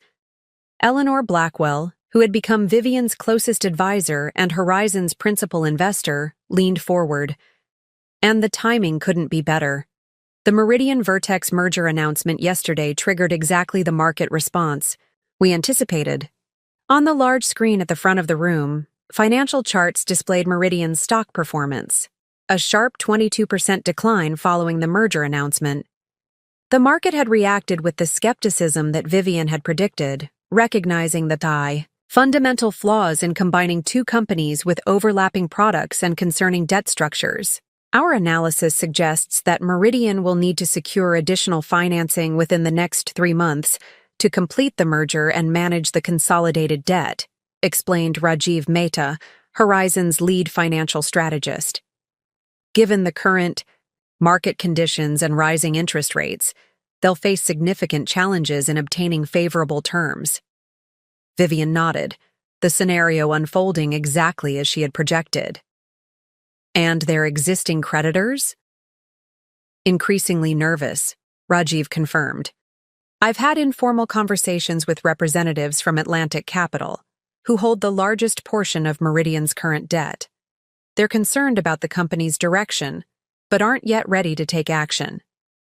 For 2 hours, the team methodically reviewed their intelligence on Meridian's vulnerable position. The company was not yet in crisis. It remained profitable and maintained strong client relationships, but Alexander's aggressive expansion strategy had created precarious financial scaffolding that could collapse under the right pressure. The meeting concluded. Eleanor remained behind while the others filed out. She studied Vivian with the shrewd assessment that had made her one of Seattle's most successful venture capitalists. "We've prepared for this moment for nearly 2 years," Eleanor observed. "You've built Horizon specifically to position yourself for this opportunity. But I need to ask the question everyone's thinking but no one dares to voice. Is this about sound business strategy or personal vindication?" Vivian met her gaze directly. "Both," she answered with uncharacteristic candor. "I won't pretend there isn't personal satisfaction in the prospect of reclaiming what Alexander took from me. But that wouldn't be enough to justify the financial risk we're contemplating." She stood, moving to the window to look out at Meridian's headquarters. "The merger with Vertex is fundamentally flawed for all the reasons outlined in our analysis. It's driven by Alexander's ego and ambition, rather than sound business judgment. Meridian is worth saving from his mismanagement, not just for me, but for the employees who remain, the clients who depend on their products, and yes, for our investors who stand to profit significantly if we execute this correctly." Eleanor joined her at the window, seemingly satisfied with Vivian's response. "Then let's make the next move." The following weeks saw Horizon Capital Partners executing a carefully orchestrated strategy. While remaining below the reporting thresholds that would require public disclosure, Horizon began acquiring small positions in Meridian through various investment vehicles. Simultaneously, Vivian initiated discreet conversations with key Meridian board members, institutional investors, and creditors. The approach was surgical in its precision. Not a hostile takeover attempt, but a methodical positioning as a potential solution to the growing concerns about Meridian's direction under Alexander's leadership. 3 months after the merger announcement, the pivotal moment Vivian had anticipated arrived. Meridian's quarterly earnings report showed the company missing projections for the first time in its history, with cash reserves dangerously depleted by acquisition costs. The stock dropped another 18% in a single day, triggering margin calls for several large investors and creating a cascade of forced selling. That evening, Vivian received the call she had been waiting for. James Patterson's name appeared on her phone screen, his timing as predictable as she had anticipated. "The board has called an emergency meeting for tomorrow," James said without preamble. "The Vertex merger is falling apart. Their financials were even worse than you suspected 2 years ago. They've been hiding substantial losses with accounting tricks that came to light during final due diligence." "That's unfortunate timing for Alexander," Vivian replied, carefully neutral in her response. "Unfortunate doesn't begin to cover it," James continued. "The banks are threatening to call in their loans unless we bring in new leadership and capital. Immediately, several board members mentioned your name today. They've heard about Horizon Capital and your recent activities." Vivian allowed a moment of silence before responding. "What exactly are you asking, James?" Would Horizon consider a significant investment in Meridian, combined with a leadership change? The question was direct, exactly what Vivian had been positioning for over the past 2 years. "We might," she replied, maintaining her professional composure despite the surge of vindication she felt. "I'd need to review the current financials, the real ones, not the version presented to analysts. And any discussion would need to include complete leadership restructuring, not just cosmetic changes."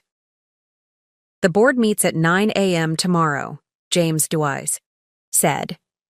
"Could you present a preliminary proposal by then?" "I'll see you at 9, Vivian confirmed, ending the call with a steady hand, despite the adrenaline coursing through her system.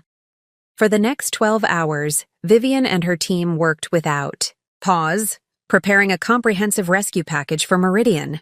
The proposal was meticulously crafted to appeal to the board's urgent needs, while establishing terms that would give Horizon, and by extension Vivian, controlling interest in the company. At precisely 8:45 the following morning, Vivian walked through the revolving doors of Meridian's headquarters for the first time in 2 years. The security guard at the front desk did a double-take, recognition dawning on his face. "Ms. Chen, it's been a while." "Hello, Michael," she replied with a genuine smile. "I have a meeting with the board." As she rode the elevator to the executive floor, Vivian experienced an odd sense of déjà vu. The same elevator, the same subtle scent of the building's ventilation system, yet everything fundamentally different. She was no longer the discarded co-founder leaving with a box of personal belongings. She was now CEO of Horizon Capital Partners, arriving with a lifeline that Meridian desperately needed. The boardroom looked exactly as she remembered it. The long mahogany table, the views of Puget Sound, the subtle displays of corporate success on the walls. 8 board members were already seated when she entered, their expressions a mix of anxiety, curiosity, and in some cases, visible discomfort at her presence. James Patterson rose to greet her. "Thank you for coming on such short notice, Vivian. The board is eager to hear Horizon's perspective on Meridian's current situation." Vivian took the offered seat, placing her presentation materials on the table. She noted Alexander's conspicuous absence with mild surprise. "Before we begin," she said, "I'd like to understand who will be joining us. I was expecting the full board, including the CEO." An uncomfortable silence fell over the room. Finally, Patricia Winters, the board chair, cleared her throat. "Alexander was asked not to attend this particular meeting. Given the nature of our discussion, potential new investment and leadership changes, the board felt it would be more productive to speak freely." The revelation was unexpected but advantageous. Alexander had already been sidelined, making Vivian's proposal easier to present without immediate resistance.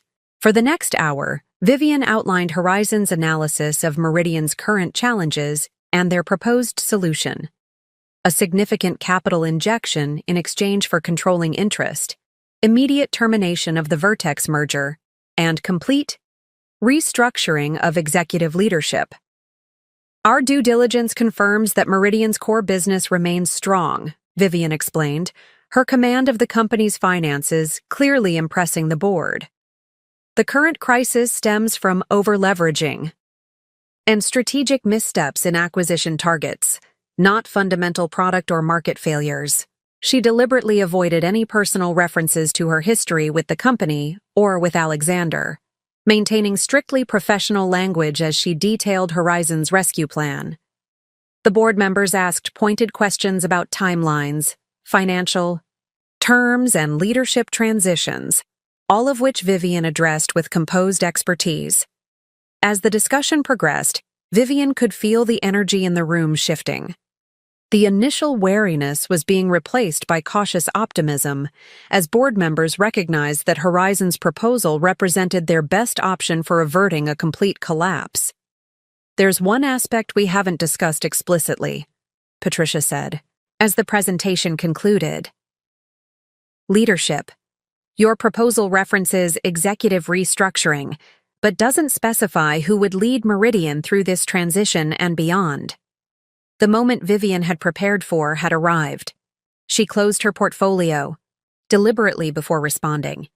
Horizon's investment would be contingent on installation of new leadership with proven experience in corporate turnarounds and intimate knowledge of Meridian's operations, culture, and technology, she stated. "Given those requirements, I would step in as interim CEO during the stabilization period."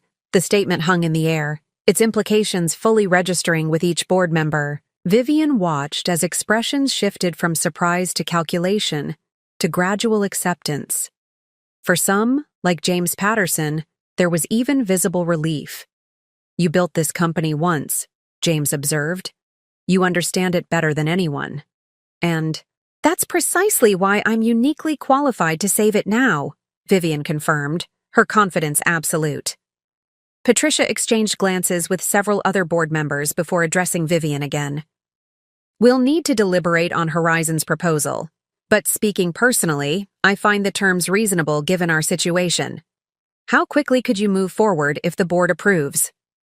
Horizon is prepared to execute immediately, Vivian replied. Our legal team has draft agreements ready, and the capital is secured.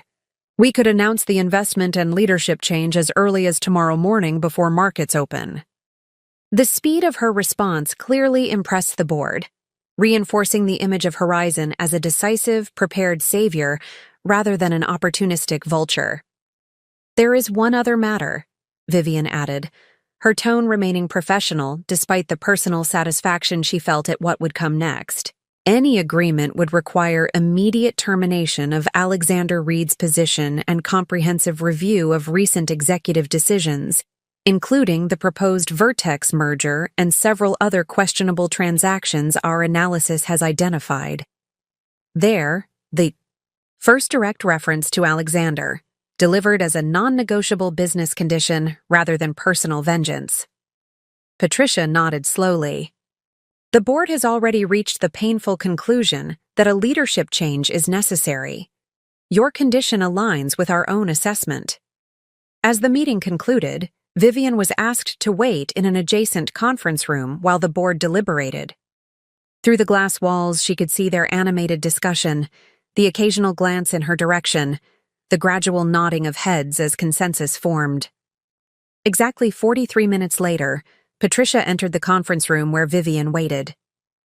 The board has voted unanimously to accept Horizon Capital's proposal, subject to final legal review of the terms. We're prepared to move forward with the leadership transition immediately. Vivian stood, extending her hand to the board chair. Meridian has a strong foundation and dedicated team. With proper leadership and strategic direction, I'm confident we can stabilize the situation quickly. There is one detail you should be aware of, Patricia added with slight hesitation. Alexander doesn't yet know about the board's decision. He's scheduled to be in the office this afternoon for what he believes is a routine update on the Vertex situation. Given your history, would you prefer that we handle that conversation before you assume your position? Vivian considered the option briefly before shaking her head. No, that won't be necessary. As Meridian's new CEO, handling difficult transitions will be part of my responsibility. I'll speak with Alexander personally. As Patricia left to inform the rest of the board of their decision, Vivian remained alone in the conference room, the magnitude of what had just transpired washing over her. 2 years of meticulous planning, strategic positioning, and patient waiting had culminated in this moment of complete reversal. Alexander had forced her out of the company they had built together, believing he was eliminating an obstacle to his ambitions. Now, she would return as his successor, tasked with saving Meridian from the very risks she had warned against. The symmetry was so perfect it almost seemed scripted. Yet Vivian knew it was the result not of fate, but of careful calculation. Her ability to recognize Alexander's fundamental weaknesses and position herself precisely where she needed to be when those weaknesses inevitably created vulnerability. She looked out at the Seattle skyline from the conference room windows. Vivian felt neither triumph nor revenge, but a calm certainty that she was exactly where she was meant to be. Meridian was her company, had always been her company in the eye. Ways that truly mattered. Now she would have the opportunity to prove it, not just to Alexander, but to everyone. The pivotal moment of her transformation was complete. Vivian Chen, once discarded as irrelevant to Meridian's future, was now the only person who could secure that future. And Alexander Reed was about to discover just how profound a miscalculation he had made in underestimating the woman he had betrayed. News of the board's decision traveled through Meridian's headquarters with astonishing speed. By the time Vivian left the boardroom, the executive floor was already buzzing with whispered conversations and speculative glances. Employees who remembered her from before stopped mid-stride, their expressions cycling through recognition, confusion, and in many cases, barely concealed hope. Diane Matthews, who had been Vivian's executive assistant years ago before being reassigned after Alexander's takeover, approached with visible emotion. "Ms. Chen, is it true? Are you coming back to Meridian?" Vivian smiled warmly at the familiar face. "Yes, Diane, though the official announcement won't be made until tomorrow morning." Diane's professional composure momentarily cracked, revealing genuine relief. "The company needs you. It hasn't been the same since—" She stopped herself, glancing around nervously. "I understand," Vivian reassured her. "And I appreciate your discretion until the formal announcement. Would you know if Alexander is in the building yet?" "Mr. Reed is scheduled to arrive at 2 o'clock for the Vertex update meeting," Diane confirmed. "He's been working from home most mornings recently." This information aligned perfectly with Vivian's plans. She had 4 hours to prepare for the conversation that would culminate her 2-year journey from ousted co-founder to returning CEO. "I'll need temporary access to the system and a meeting room for the afternoon," Vivian said. "And please clear my old office. I'll be using it immediately following the board's announcement tomorrow." "Your old office?" Diane's eyebrows rose slightly. "That's Mr. Reed's office now." "I'm aware," Vivian replied simply. "Please make the necessary arrangements." As Diane hurried off to implement these requests, James Patterson approached from the boardroom. "The legal team is preparing the final documents. They'll be ready for signatures by this afternoon." He hesitated before adding, "Are you certain? You want to handle the conversation with Alexander personally? It could be volatile." "I'm certain," Vivian confirmed. "Some conversations need to happen face-to-face." The hours before Alexander's arrival passed in a whirlwind of activity. Vivian met with the financial team to get real-time data on Meridian's position. She reviewed the employee roster, noting who remained from her era and who had been brought in by Alexander. She studied the most recent product development plans, quickly identifying strengths to maintain and weaknesses to address. Throughout these meetings, Vivian maintained absolute professionalism, betraying no hint of personal satisfaction at her imminent return to power. But beneath this composed exterior, she was acutely aware of the approaching moment when she would face Alexander directly, not as his discarded wife and partner, but as the person who now held his professional fate in her hands. At precisely 1:55 p.m., Vivian positioned herself in Conference Room A, adjacent to the main boardroom where Alexander was scheduled to meet with Patricia and several other board members at 2 down. Through the glass walls, she could observe without being immediately visible, giving the board time to deliver the initial news before she joined the conversation. Alexander arrived at 2:10, his characteristic 10 minutes late, a power move he had always employed to remind others of his perceived importance. From her vantage point, Vivian could see him clearly. The same confident stride, the same perfectly tailored suit, the same practiced smile as he greeted the board members. He seemed entirely unaware of the professional execution he was walking into. Even from a distance, Vivian could pinpoint the exact moment when Alexander realized something was wrong. His posture stiffened, the smile froze, and then disappeared. His hand that had been gesturing emphatically dropped to his side. Patricia was speaking, her expression grave, the other board members watching Alexander's reaction with careful neutrality. Alexander suddenly stood, his movement so abrupt that his chair rolled backward and hit the wall behind him. He was speaking rapidly, his gestures becoming more animated as Patricia continued to deliver what was clearly unwelcome news. Though Vivian couldn't hear the words, the body language told the story clearly. Denial, anger, attempted negotiation, all cycling through in quick succession. Patricia glanced toward Conference Room A, the prearranged signal that indicated it was time for Vivian to join them.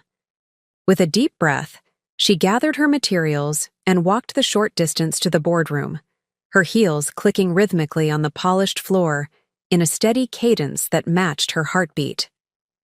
When she pushed open the boardroom door, Alexander's back was to her.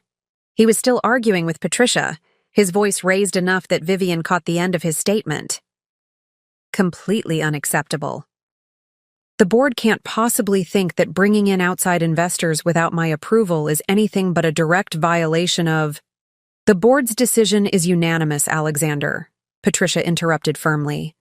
And the investor isn't an outsider. Not to Meridian. At that moment, Alexander sensed the presence behind him and turned. The sequence of emotions that crossed his face in the next 3 seconds was something Vivian would remember for the rest of her life. Confusion, recognition, disbelief, and finally, a dawning horror as understanding settled in. "Hello, Alexander," Vivian said calmly, moving to the table and placing her portfolio on its polished surface. "It's been a while." Alexander stared at her as if she were an apparition. "What is this?" he demanded, looking from Vivian to Patricia and back again. "What is she doing here?" "Ms. Chen is the CEO of Horizon Capital Partners," Patricia explained with professional detachment. "As I was explaining, the board has accepted Horizon's investment proposal, which includes a leadership change effective immediately." The color drained from Alexander's face as the full implications registered. "This is a joke," he said, though his expression suggested he already knew it wasn't. "Vivian doesn't have the resources or experience to— Horizon Capital Partners has secured $175 million in committed capital," Vivian interrupted, her voice steady. "Our due diligence on Meridian has been thorough, including comprehensive analysis of the failed Vertex merger that has placed the company in its current precarious position." A muscle twitched in Alexander's jaw, a tell Vivian recognized from their marriage, a sign of fury barely contained. "You've been planning this," he said, the accusation barely above a whisper. "All this time, you've been waiting for an opportunity to save the company we built from your mismanagement?" "Yes." Vivian maintained her professional tone despite the personal satisfaction coursing through her. "The non-compete agreement you insisted upon expired yesterday. Horizon's offer was presented to the board this morning. The timing is fortuitous." Alexander turned to Patricia, attempting one last appeal. "This is personal vendetta, not business strategy. Surely the board can see that." "What the board sees," Patricia cut in firmly, "is a company on the verge of financial crisis due to your acquisition strategy and a concrete rescue plan presented by someone with intimate knowledge of Meridian's operations. Ms. Chen's history with the company is an asset in this situation, not a liability." Alexander's gaze swept the room, searching for allies and finding none. The board members who had supported his leadership for years now sat in uncomfortable silence, their loyalties shifted to the company's survival rather than its current CEO. "The terms of your separation are outlined here," Vivian said, sliding a document across the table toward him. "The board has approved a generous severance package, contingent upon immediate transition and your full cooperation during the announcement period." Alexander didn't reach for the document.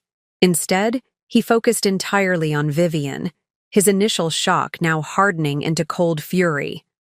"You won't be able to run this company," he said, echoing almost verbatim the words he had spoken when ending their marriage.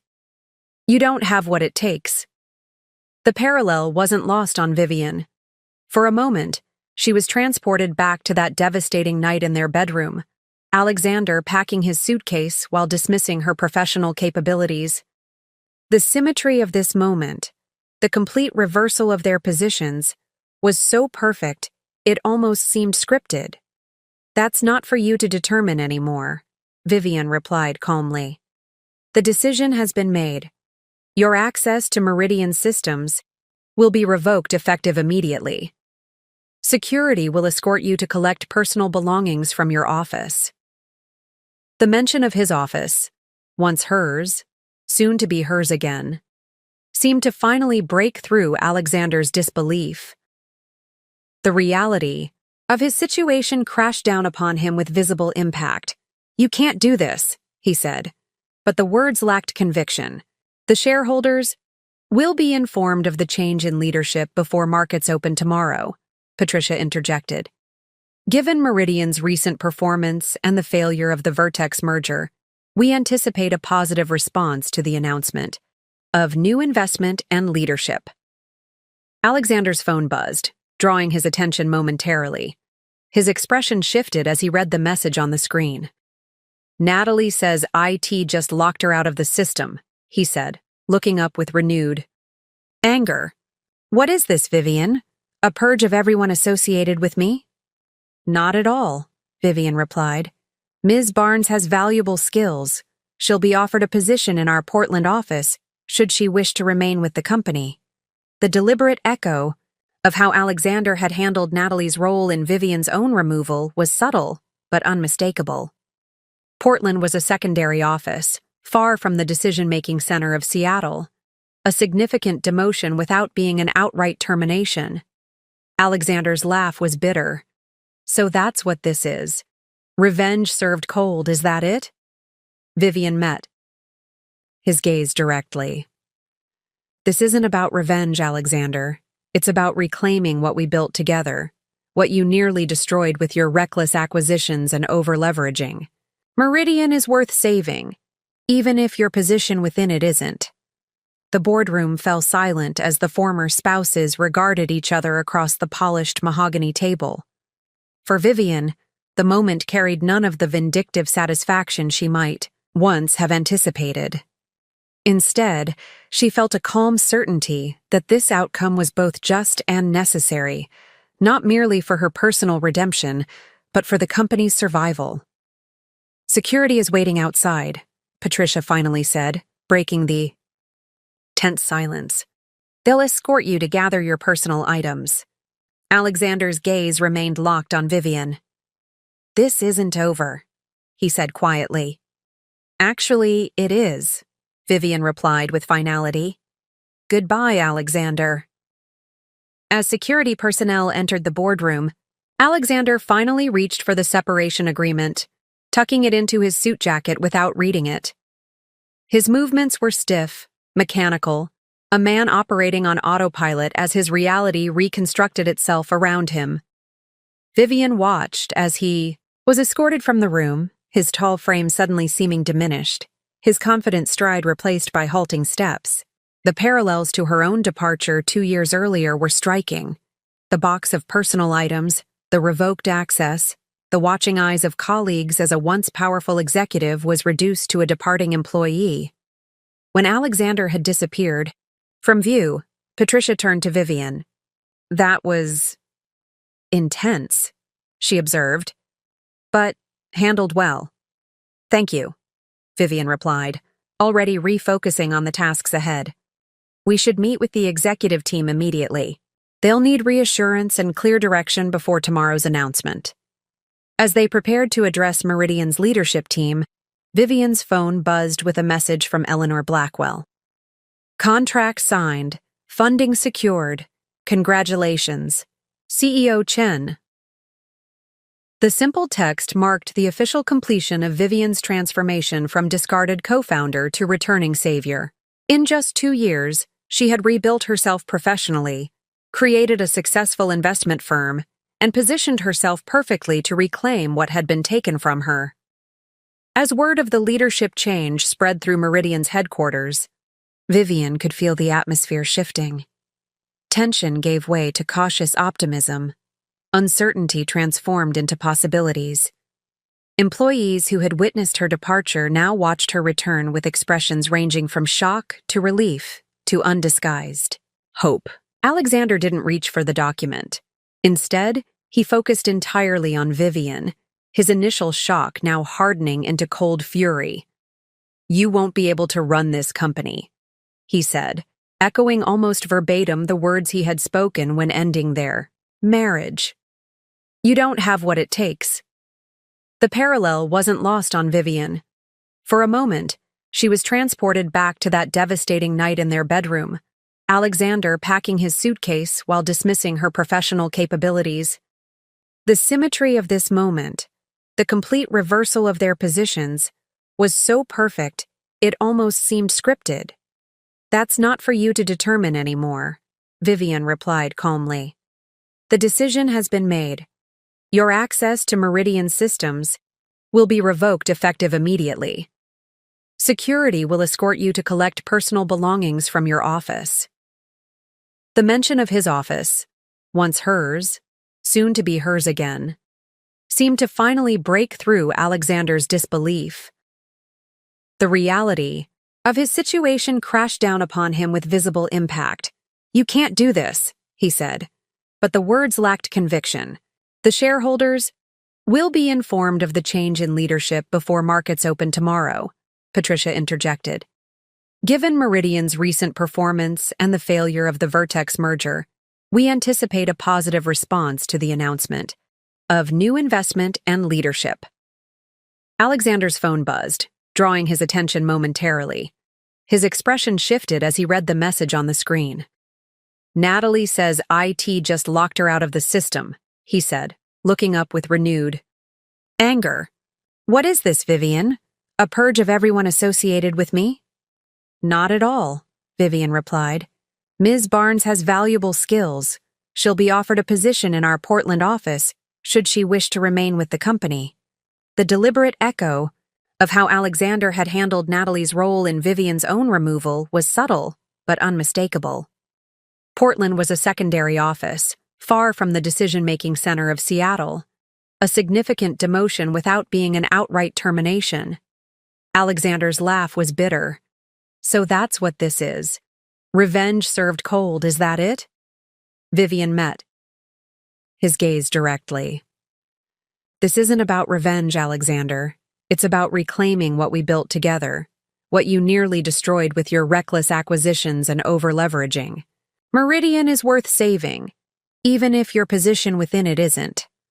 The boardroom fell silent as the former spouses regarded each other across the polished mahogany table.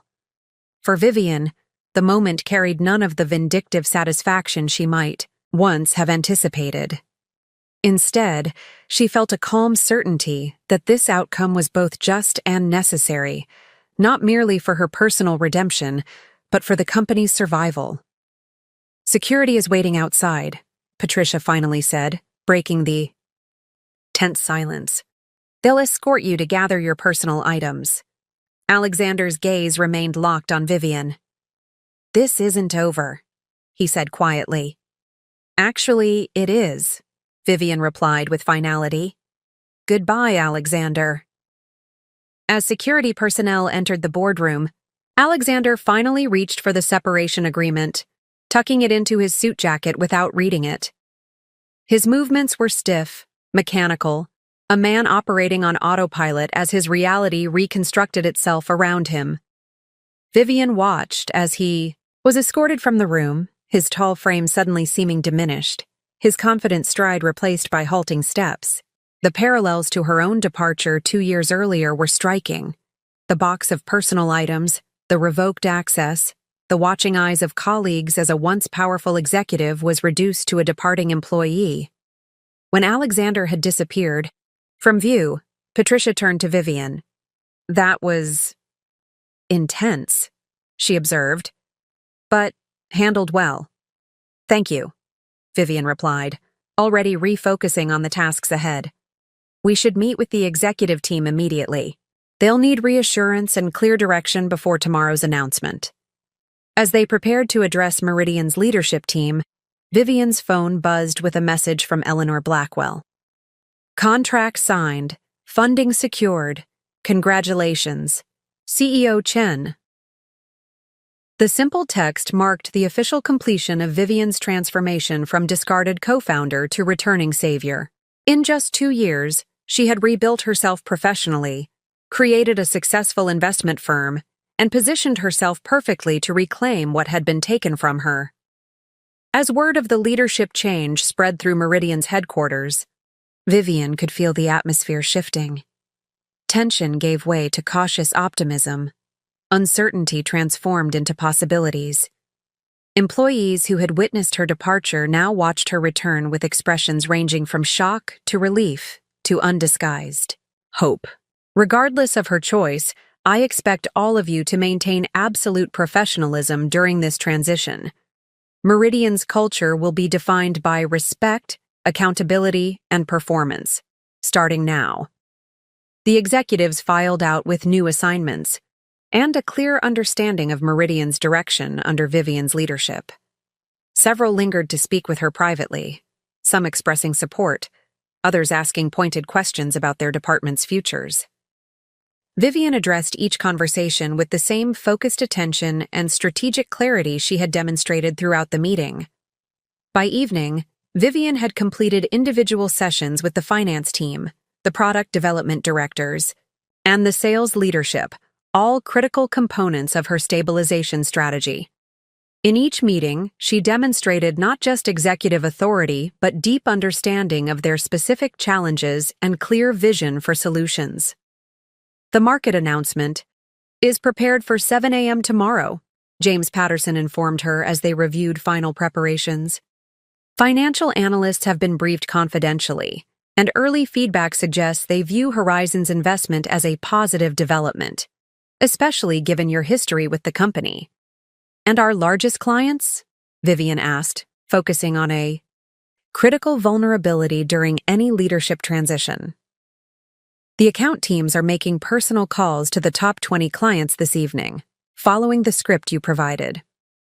So far, the responses have been cautiously positive. Several have actually expressed relief that the Vertex merger isn't proceeding. Vivian nodded, checking another item off her mental list. And the employee communication? Company-wide email goes out at 6 a.m., followed by department meetings at 9. The all-hands virtual meeting is scheduled for 11 as you requested. Every detail had been anticipated, every potential point of resistance identified and addressed. This wasn't improvisation. It was the execution of a strategy Vivian had been refining for months, built on her intimate knowledge of Meridian's operations and culture. At 8 p.m., as the Meridian offices gradually emptied, Vivian finally made her way to what had once been her office, then Alexander's, and was now hers again. The space had already been partially transformed, Alexander's personal items removed, the furniture rearranged to its original configuration from her previous tenure. Diane had left a small bouquet of fresh flowers on the desk with a simple note. "Welcome back." The gesture, small but meaningful, was the first moment of the day that threatened Vivian's carefully maintained composure. She sat at the desk, running her hands along its familiar surface, allowing herself a brief moment to absorb the magnitude of what she had accomplished. 2 years ago, she had left this building carrying a box of personal belongings, her professional identity shattered by Alexander's betrayal. Now, she had returned not just to her former position, but to something greater, complete leadership of the company she had helped create, with the authority to implement her vision without compromise. The moment of reflection was interrupted by a soft knock at the door. Eleanor Blackwell entered, taking in the scene with a knowing smile. "Congratulations, CEO Chen," Eleanor said, settling into one of the visitor chairs. "You've executed flawlessly so far." "The real work is just beginning," Vivian replied, already refocusing on the challenges ahead. The market announcement tomorrow is critical, but it's the execution over the next quarter that will determine whether we successfully stabilize Meridian. Eleanor studied her with the shrewd assessment that had made her one of Seattle's most successful venture capitalists. "I've backed dozens of CEOs over the years, but I've rarely seen someone so thoroughly prepared for a leadership transition.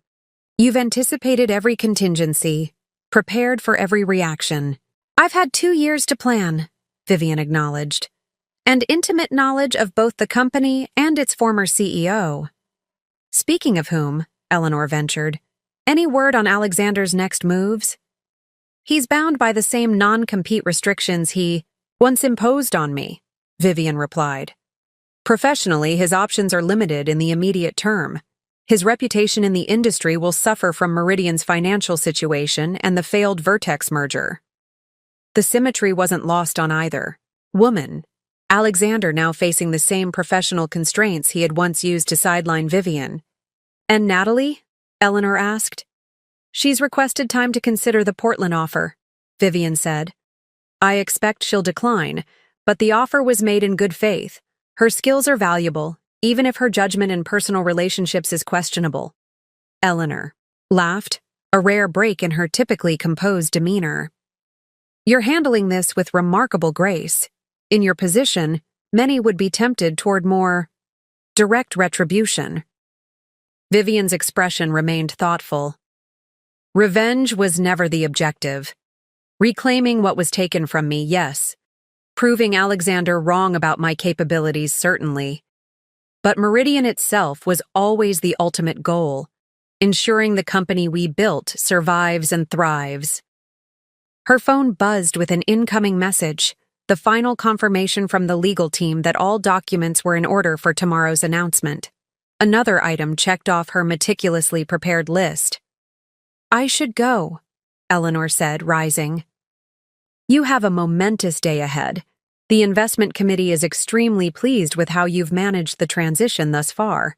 Horizon Capital's reputation will be significantly enhanced by this deal, assuming the market responds as we anticipate. After Eleanor departed, Vivian continued working well into the night, reviewing client data, refining her presentation for the all-hands meeting, and preparing responses for the inevitable media inquiries that would follow tomorrow's announcement. Midnight, she finally allowed herself to leave the office, the building now quiet except for the security team. As she rode the elevator down to the lobby, Vivian reflected on the contrast with her last departure from this building 2 years ago. The difference between leaving in defeat and departing as the leader who would return tomorrow to chart a new course. Outside, Seattle's night sky was clear, the city lights reflecting off Puget Sound in the distance. Vivian paused on the sidewalk, looking up at Meridian's headquarters, the illuminated floors marking where teams were still working, the darkened windows of Alexander's now empty office. The personal satisfaction she felt was undeniable, but it was secondary to a deeper sense of professional vindication. The past 24 hours had demonstrated not just that Vivian could reclaim her position at Meridian, but that she was unquestionably the right person to lead the company through its current challenges. Her competence hadn't been just asserted. It had been proven through detailed financial analysis, strategic clarity, and operational precision. The executive team had seen it. The board had recognized it. Tomorrow, the market and Meridian's employees would witness it as well. As Vivian drove home, her mind was already mapping out the critical path for the weeks ahead. The immediate crisis had been addressed through Horizon's investment, but sustainable recovery would require fundamental changes to Meridian's operations, culture, and growth strategy. Changes that only someone with Vivian's unique perspective could implement effectively. In the quiet of her car, with Seattle's skyline fading in the rearview mirror, Vivian allowed herself a moment of reflection on the journey that had brought her to this point. The devastation of Alexander's betrayal had indeed been the catalyst for her transformation, but it was her own resilience, strategic thinking, and professional growth that had made this outcome possible. Alexander had once told her she lacked the ruthlessness necessary for business success. What he had failed to recognize was that true leadership wasn't about ruthlessness, but about persistence, vision, and the capacity to build, rather than simply acquire. These were the qualities Vivian had demonstrated not just in reclaiming her position at Meridian, but in how she planned to save the company from the very vulnerabilities Alexander's leadership had created. Tomorrow would bring new challenges: skeptical, analysts to convince, nervous employees to reassure, strategic changes to implement. But tonight, as CEO Vivian Chen prepared for her first official day leading Meridian Enterprises, she did so with the absolute confidence of someone who had proven not just that she could survive betrayal, but that she could transform it into the foundation for her greatest professional triumph. The announcement of Vivian Chen's return to Meridian Enterprises as CEO created waves that extended far beyond the company's Seattle headquarters. By mid-morning on her first official day, the story had been picked up by major business publications, technology blogs, and local news outlets across the country. Meridian co-founder returns as CEO following failed merger attempt, read the headline in the Wall Street Journal. Tech's most dramatic comeback. Vivian Chen reclaims company after ex-husband's ouster, proclaimed TechCrunch, taking a more personal angle. The Seattle Business Chronicle was even more direct. Meridian's prodigal founder returns to save company from ex-husband's missteps. Meridian's stock, which had been in steady decline for months, jumped 31% in the first hour of trading following the announcement. Financial analysts who had previously expressed concerns about the company's direction now cautiously upgraded their ratings, citing experienced leadership and strategic realignment as positive indicators. Inside Meridian's headquarters, the ripple effects of the leadership change manifested in more personal ways. Employees gathered in small groups, discussing the dramatic developments with a mixture of shock, excitement, and in some cases, concern about what the change might mean for their own positions.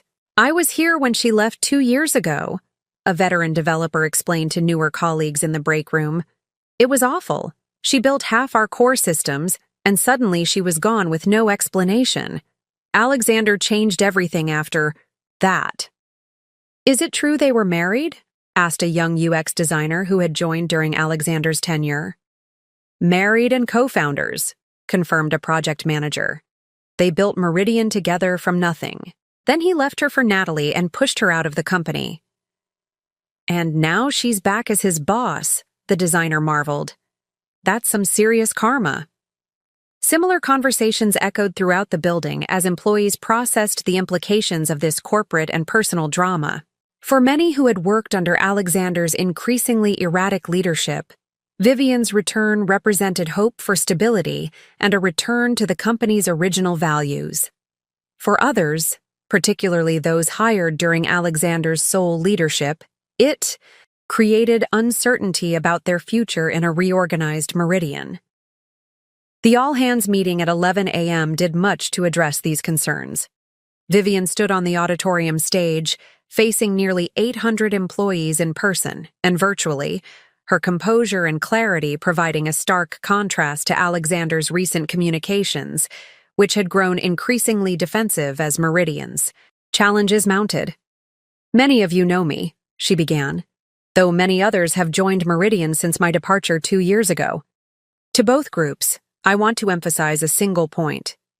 Today marks not just a change in leadership, but a recommitment to the foundational principles that made Meridian successful in the first place: technical excellence, financial sustainability, and a corporate culture that values both innovation and pragmatism."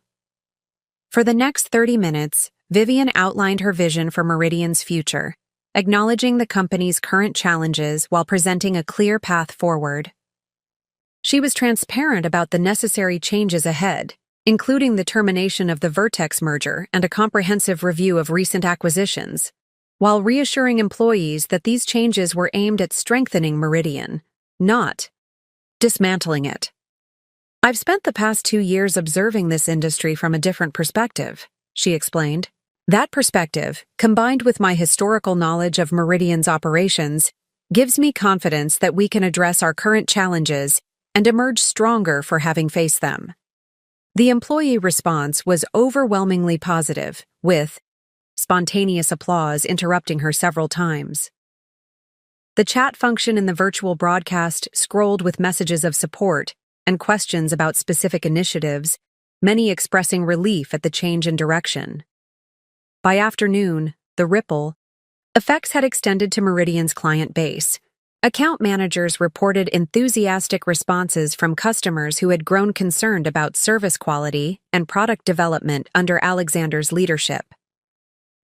Westfield Financial just called to reinstate their enterprise contract, reported Samantha Okafor, head of client services, during the afternoon executive briefing. They specifically cited the leadership change as the deciding factor. 3 other major accounts that were on the fence have requested meetings with Vivian directly. The positive momentum continued throughout the day, but not all ripples were favorable. Shortly after markets closed, Vivian received word that Natalie Barnes had declined the Portland position and instead accepted a role at Vertex Solutions, the very company whose merger with Meridian had recently failed. "That's concerning," James Patterson observed when Vivian shared this development during their end-of-day meeting. "She knows a lot about our internal operations, client relationships, and strategic plans." "She does," Vivian agreed. "But most of her knowledge pertains to Alexander's strategy, which we're already moving away from. Still, legal should prepare for potential confidentiality concerns." More concerning was the news that arrived via Meridian's legal team late that evening. Alexander had retained Martin Coleman, a high-profile attorney known for aggressive, wrongful termination lawsuits. The implied threat was clear. Alexander was not accepting his removal gracefully. "Let him try," Vivian said when informed of this development. "The board's decision is well documented and entirely justified given Meridian's performance under his leadership. His own financial disclosures to the board will be his undoing if he pursues this." The external ripples continued to spread throughout the week following Vivian's return. Industry blogs speculated about the personal drama behind the corporate shakeup. Financial analysts published detailed assessments of Meridian's prospects under new leadership. Competitors reached out to key Meridian clients, hoping to capitalize on the transition period. More unexpected were the ripples within Seattle's tech community, particularly among women in leadership positions. 3 days after the announcement, Vivian received an invitation to speak at an upcoming Women in Tech conference, the note including a personal message from the organizer. "Your return to Meridian sends a powerful message about resilience and second acts in this industry. We'd be honored to have you share your journey." Similar invitations followed: podcast interviews, panel discussions, keynote opportunities, all focused on Vivian's remarkable professional resurrection. While flattered by the attention, she declined most requests, focusing instead on Meridian's immediate needs. "I'll have time for speaking engagements after we've stabilized the company," she explained to Eleanor during their weekly check-in. "Right now, my priority is ensuring that Meridian's recovery is as dramatic as its recent troubles." 1 week into Vivian's tenure as CEO, the most significant ripple effect became apparent in Meridian's internal operations. The atmosphere throughout the company had transformed, tension replaced by tentative optimism, departmental silos giving way to collaborative problem-solving, defensive posturing yielding to transparent assessment of challenges. "It's like someone opened all the windows in a stuffy room," observed David Chen, a product director who had worked at Meridian since its early days. "People are talking to each other again, sharing ideas instead of hoarding information for political advantage. It's how things used to be before." He trailed off, but Vivian understood the unspoken reference to Alexander's leadership style, which had increasingly fostered competition rather than collaboration among teams. The ripple effects extended beyond Meridian to Vivian's personal life as well. Friends who had supported her through the devastating period following Alexander's betrayal now celebrated her triumphant return. Family members who had worried about her during those dark days expressed pride in her resilience. "Mom would have loved to see this," Vivian's brother Michael told her during a rare dinner together, referencing their mother who had passed away the previous year. Her daughter running the company she helped build, proving all the doubters wrong. "She always said you were the strongest of all of us." The observation touched Vivian deeply.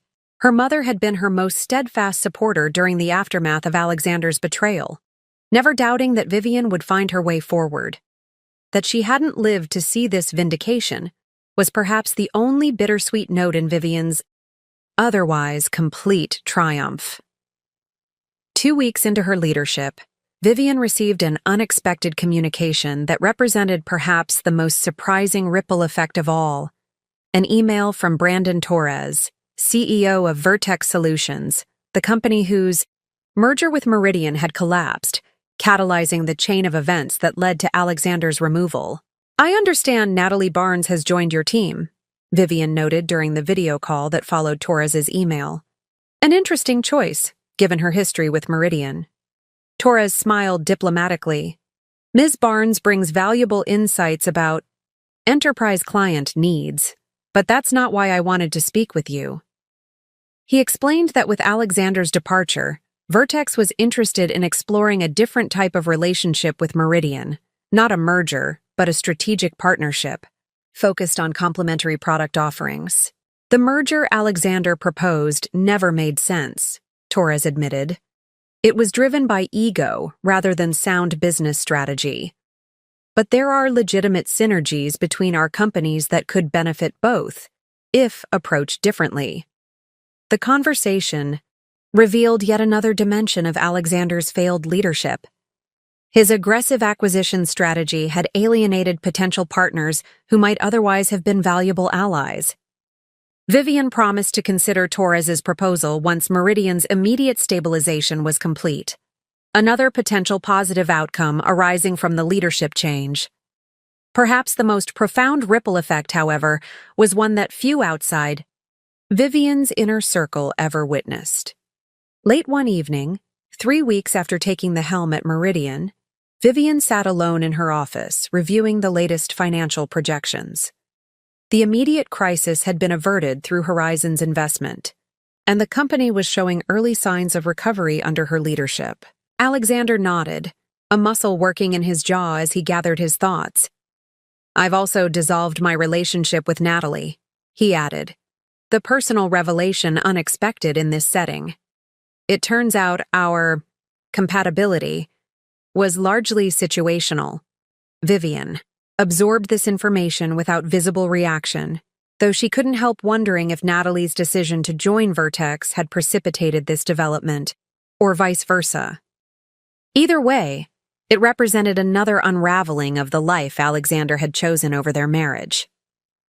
I'm telling you this not to seek sympathy, Alexander continued, but because I owe you the truth, at minimum. The choices I made, personally and professionally, have had consequences I didn't anticipate. The understatement was almost laughable. His decision to leave Vivian for Natalie and push her out of Meridian had set in motion the very sequence of events that led to his current predicament. Professionally sidelined, personally isolated, and sitting in what had once been his office. As a visitor requiring security escort. What is it you want, Alexander? Vivian asked, cutting through the carefully constructed preamble to the heart of the matter. He met her gaze directly for the first time since entering the office. I want to understand how you did it, he said, a hint of his former intensity, breaking through. How you went from, he gestured vaguely, where you were 2 years ago to this, to taking back Meridian from under me, to becoming CEO of a successful investment firm, to completely reinventing yourself professionally while I was still dismissing you as a non-factor. The question was remarkable in its honesty. Alexander Reed, who had never acknowledged weaknesses or sought guidance from others, was essentially asking Vivian to explain how she had outmaneuvered him so completely. Vivian considered her response carefully. Part of her wanted to savor this moment of validation, to detail exactly how she had recognized his strategic blind spots and positioned herself to capitalize on them. But something in his expression, a genuine bewilderment that bordered on vulnerability, made her choose a different approach. I had no choice but to reinvent myself, she said finally. You took everything that defined me professionally, my role at Meridian, my connection to the company we built together, my identity in the industry. What remained was just me, my skills, my knowledge, my capacity to begin again. She stood, moving to the window that overlooked the Seattle skyline before continuing. When you have nothing left to lose, you gain a certain clarity. Every decision I made after leaving Meridian was focused on creating something new rather than reclaiming something lost. Horizon Capital wasn't built as a vehicle for revenge. It was built because I recognized an opportunity in the market for the specific expertise I could provide. Alexander listened intently, his expression suggesting he was genuinely trying to understand. And acquiring Meridian? That wasn't about revenge? Vivian turned back to face him.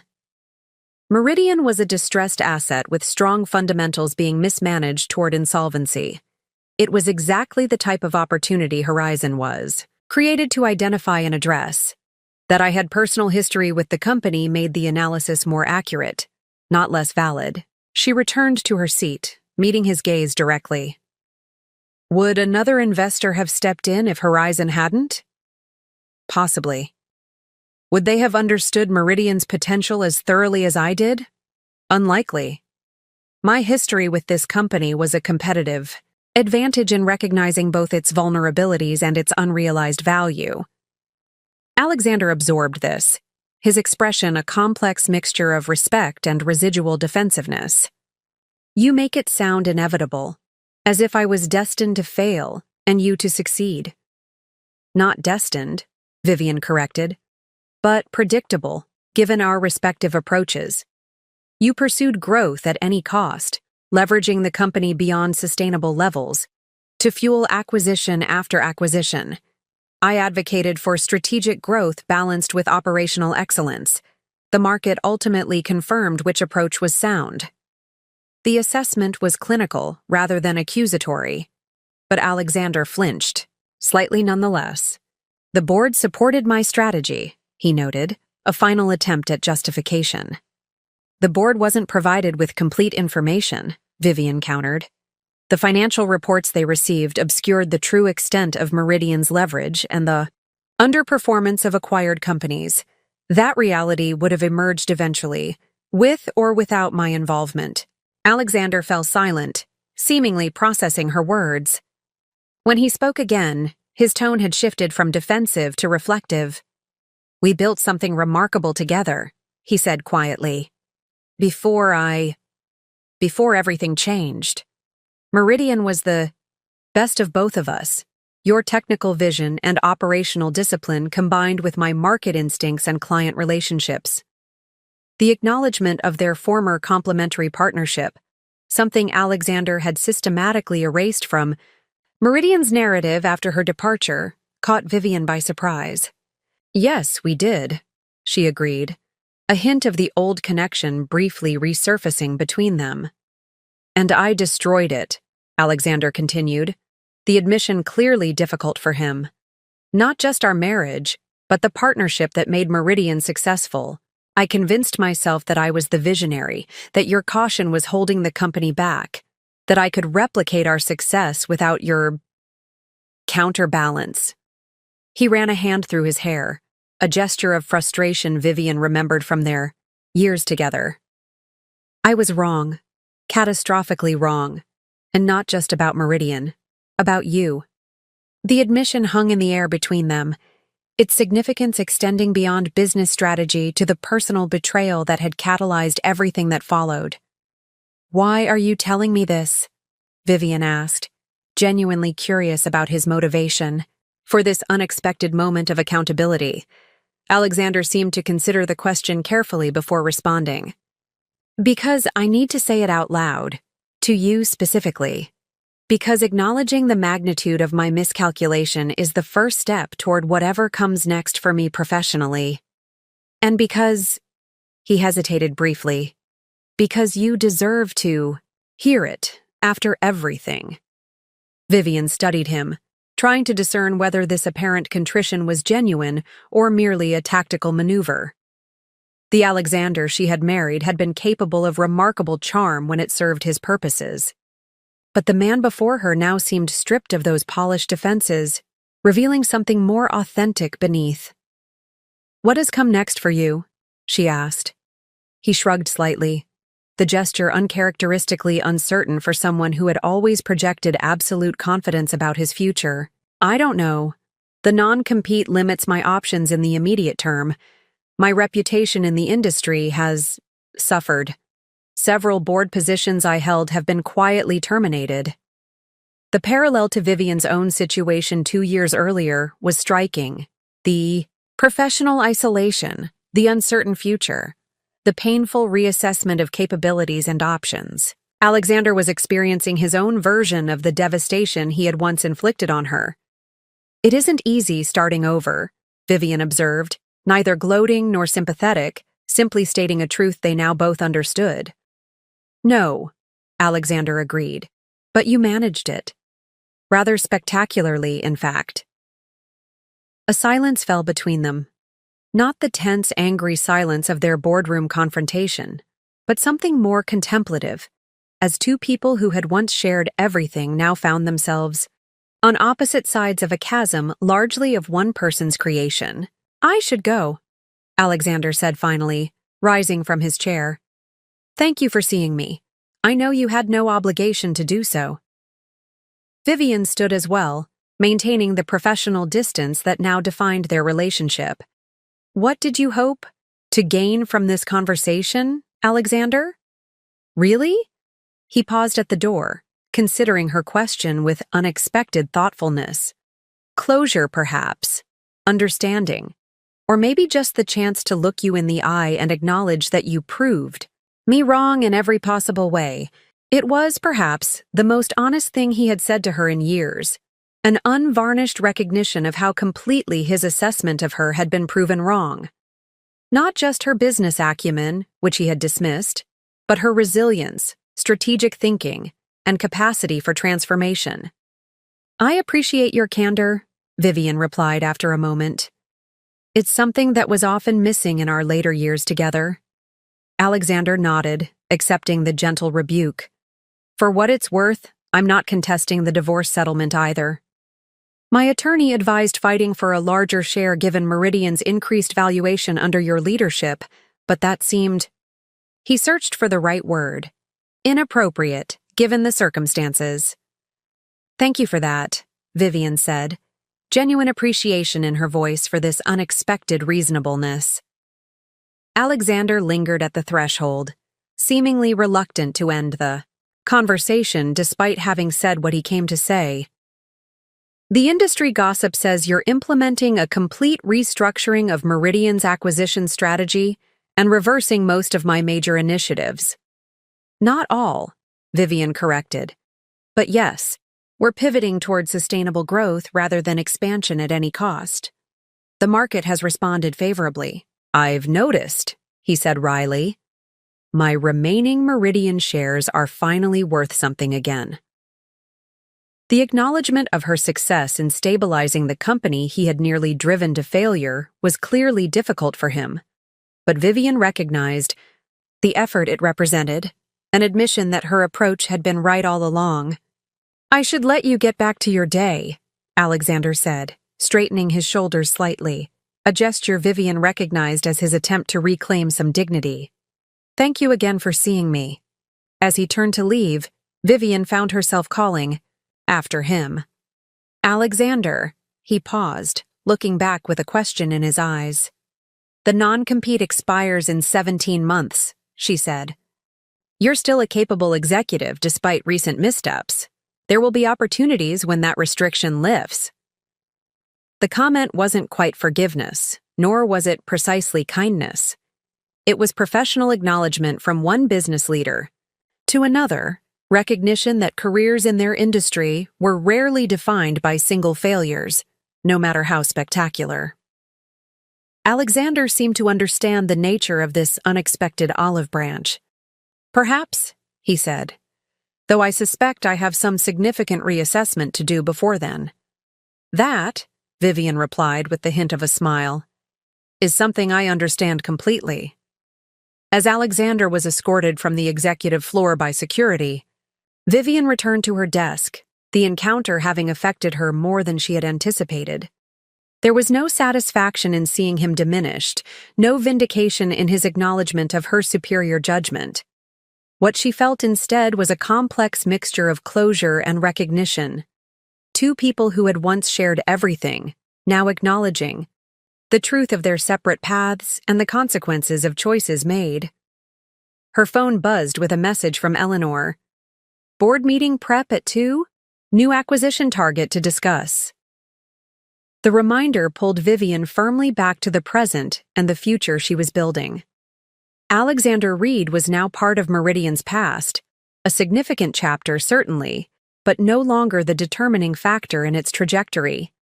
That responsibility now rested with Vivian, and she intended to ensure that the company's second act would be even more impressive than its first. As she gathered her materials for the upcoming board meeting, Vivian reflected on the symmetry of these full-circle moments, sitting in the office that had once been theirs, then his, and now decisively hers. Discussing strategy with a board that had once dismissed her judgment and now deferred to it. Building a future for Meridian based on the vision Alexander had rejected. The confrontation she had just navigated represented not just the closing of one chapter, but the confident beginning of another, one in which Vivian Chen would lead Meridian Enterprises forward, unburdened by the ghosts of betrayal and focused entirely on the substantial opportunities that lay ahead.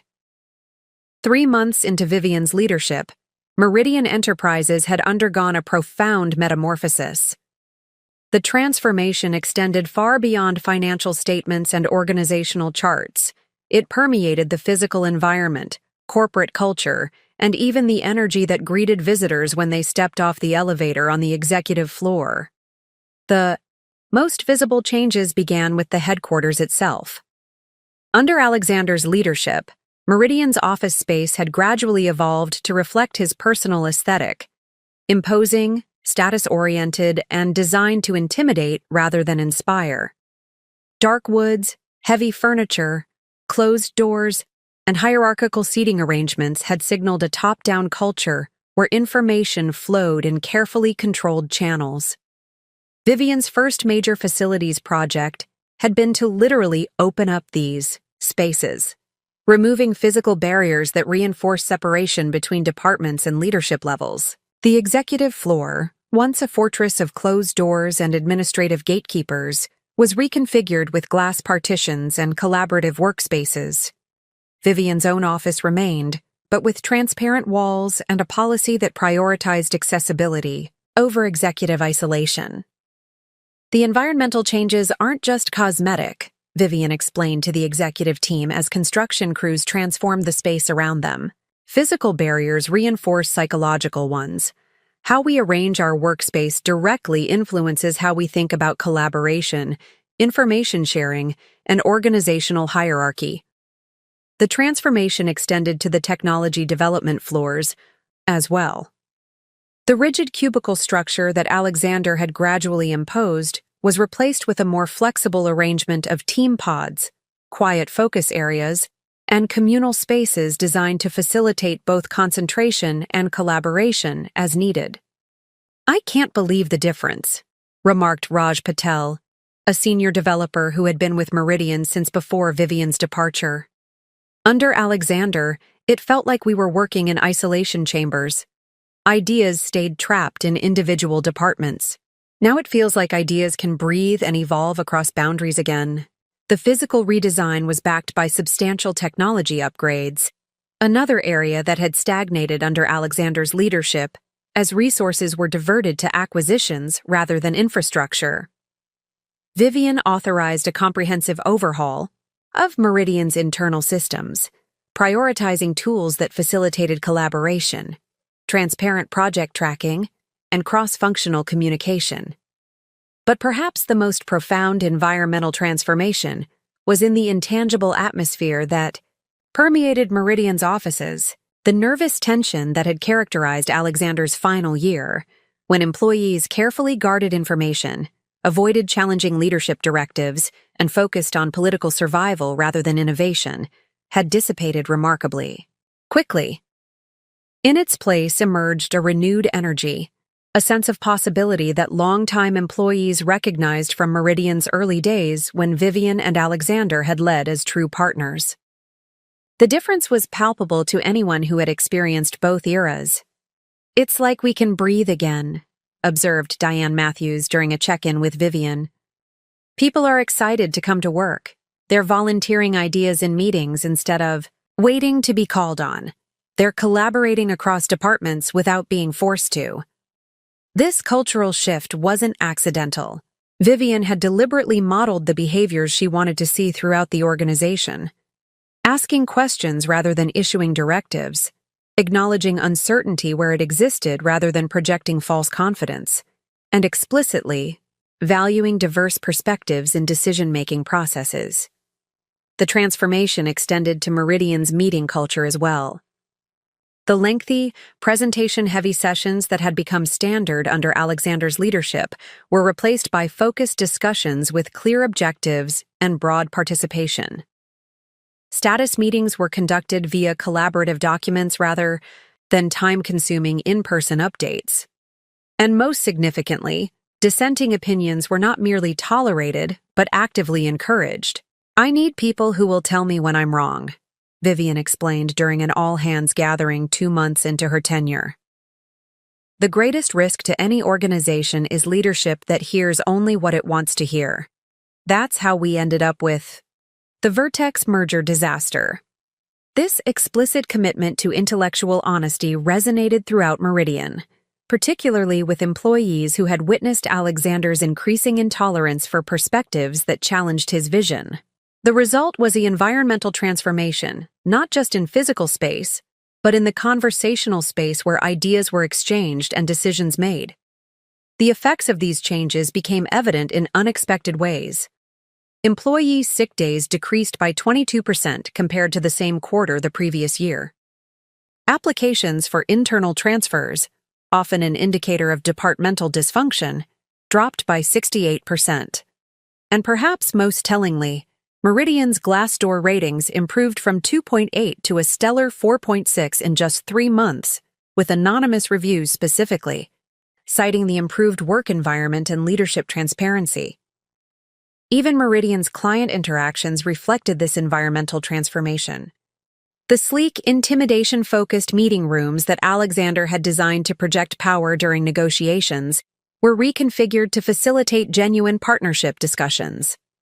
The change was subtle but significant, replacing the massive boardroom table with modular furniture that could be arranged based on the nature of the conversation, adding interactive technology that enabled real-time collaboration, ensuring equal sightlines and comfortable seating for all participants rather than elevated positions for Meridian representatives. "Our physical environment should reflect our business philosophy," Vivian explained to the sales team during training on the new approach. "We're not here to overpower clients, but to solve problems with them. Our spaces should facilitate that partnership rather than undermine it." The client response was overwhelmingly positive. Several major accounts that had been considering moving to competitors specifically cited the shift in Meridian's approach as a factor in their decision to renew contracts. "It's not just that the software is better," explained the CTO of Westfield Financial during a renewal discussion. "It's that working with Meridian feels different now. We're treated like partners rather than targets. Our feedback is actually incorporated rather than dismissed." 6 weeks into these transformations, Vivian received an unexpected email from Lisa Kwan, the former VP of Product Development, who had warned her about Alexander's plans 2 years earlier. Lisa had left Meridian during Alexander's tenure, joining a smaller competitor where she had subsequently been promoted to Chief Product Officer. "I visited Meridian yesterday for a potential partnership discussion," Lisa wrote. "I almost didn't recognize the place. Not just the physical changes, but the energy of the people. Whatever you're doing, it's working. For the first time in years, I felt a twinge of regret about leaving." The message reinforced what Vivian was increasingly recognizing. The environmental transformation of Meridian under her leadership wasn't just about undoing Alexander's mistakes or returning to some earlier version of the company. It was about creating something new, a synthesis that combined the innovative spirit of Meridian's early days with the strategic clarity and operational discipline Vivian had developed during her time building Horizon Capital. The transformation extended to Meridian's branding and external presence as well. The aggressive, competition-focused messaging that had characterized Alexander's marketing approach was replaced by communication that emphasized problem-solving, client success, and sustainable innovation.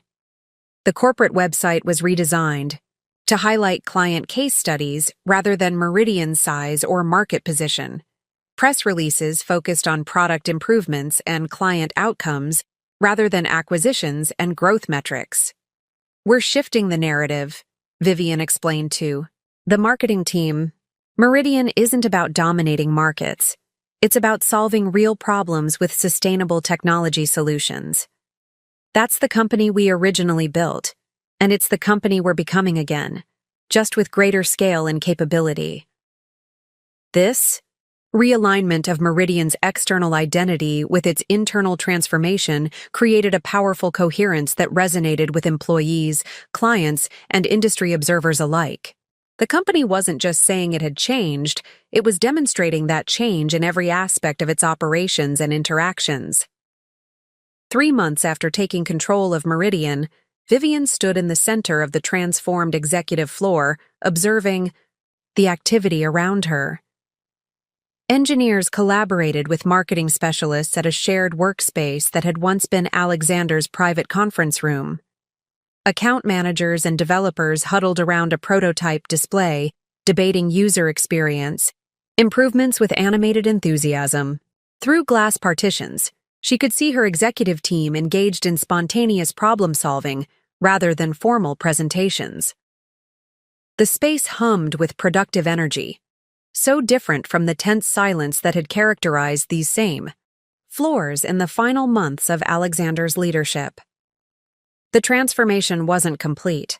There were still pockets of resistance, departments that clung to old ways of working, individuals who remained skeptical about the new direction. But the momentum was undeniable, building with each week as positive results reinforced the wisdom of the changes. Eleanor Blackwell joined Vivian for their weekly walkthrough of the headquarters, her shrewd investor's eye taking in the transformed environment. "You've essentially rebuilt the company's DNA in a single quarter," she observed. "That's extraordinarily difficult to achieve, particularly in an organization of this size." "The foundations were always there," Vivian replied. "Meridian's original culture was collaborative and innovation-focused. I'm not creating something new so much as removing the barriers that prevented that culture from thriving." They paused at the windows overlooking Seattle, the same view that had once framed Alexander's power displays during client meetings, now serving as a shared space where employees gathered for informal discussions and creative thinking. Still, Eleanor persisted. "The speed of the transformation is remarkable. I've invested in dozens of turnaround situations, and they typically take much longer to show meaningful cultural change." Vivian considered this assessment, recognizing its accuracy. "I think it's because I'm not an outside CEO brought in to fix a troubled company. I'm a founder returning to the organization I helped create. There was a reservoir of institutional memory, people who remembered what Meridian was before Alexander's later approach took hold. They weren't resisting change so much as welcoming a return to core values they already shared." This insight captured the essence of Meridian's environmental transformation under Vivian's leadership. Not a revolution imposed from above, but a reconnection with founding principles that had been obscured but never fully erased during Alexander's tenure. The physical changes to workspace, the technological upgrades, the shifts in meeting culture and decision-making processes all were expressions of this fundamental realignment with Meridian's original DNA. As Vivian and Eleanor continued their tour of the transformed headquarters, they passed the office that had once been Alexander's domain, now a collaborative innovation lab where cross-functional teams tackled the company's most challenging problems. The symbolic significance wasn't lost on either woman. The space once reserved for individual power was now dedicated to collective intelligence. The environmental transformation of Meridian Enterprises under Vivian's leadership had indeed been remarkably swift and comprehensive. But its true significance lay not in the changed physical spaces or reorganized departments, but in how these environmental shifts enabled and reinforced a deeper transformation in how Meridian functioned, innovated, and engaged with both employees and clients. This was no mere cosmetic renovation. but a fundamental reimagining of what Meridian could be. A vision that Vivian had carried with her through the darkest days after Alexander's betrayal, and was now bringing to life with the full resources and authority of her position as CEO. 6 months after Vivian Chen assumed leadership of Meridian Enterprises, the quarterly earnings call provided undeniable evidence of the company's remarkable transformation. Financial analysts who had been skeptical about yet another leadership change now found themselves confronted with metrics that told a compelling story of recovery and renewed growth. Meridian has achieved what few companies manage following a near crisis, noted Sarah Mendelson, senior technology analyst at Goldman Sachs, in her post-earnings report. Not merely stabilization, but a complete strategic realignment that has positioned them for sustainable growth. CEO Vivian Chen has effectively salvaged a company that was rapidly approaching a liquidity crisis under previous leadership. The numbers validated this assessment. Revenue had stabilized and begun growing again, with a 12% increase quarter over quarter.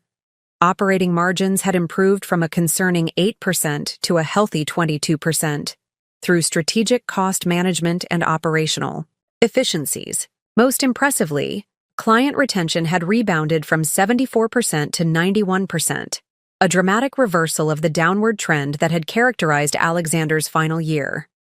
Our focus has been on fundamentals, Vivian explained during the earnings call, her confidence evident as she walked analysts through the results.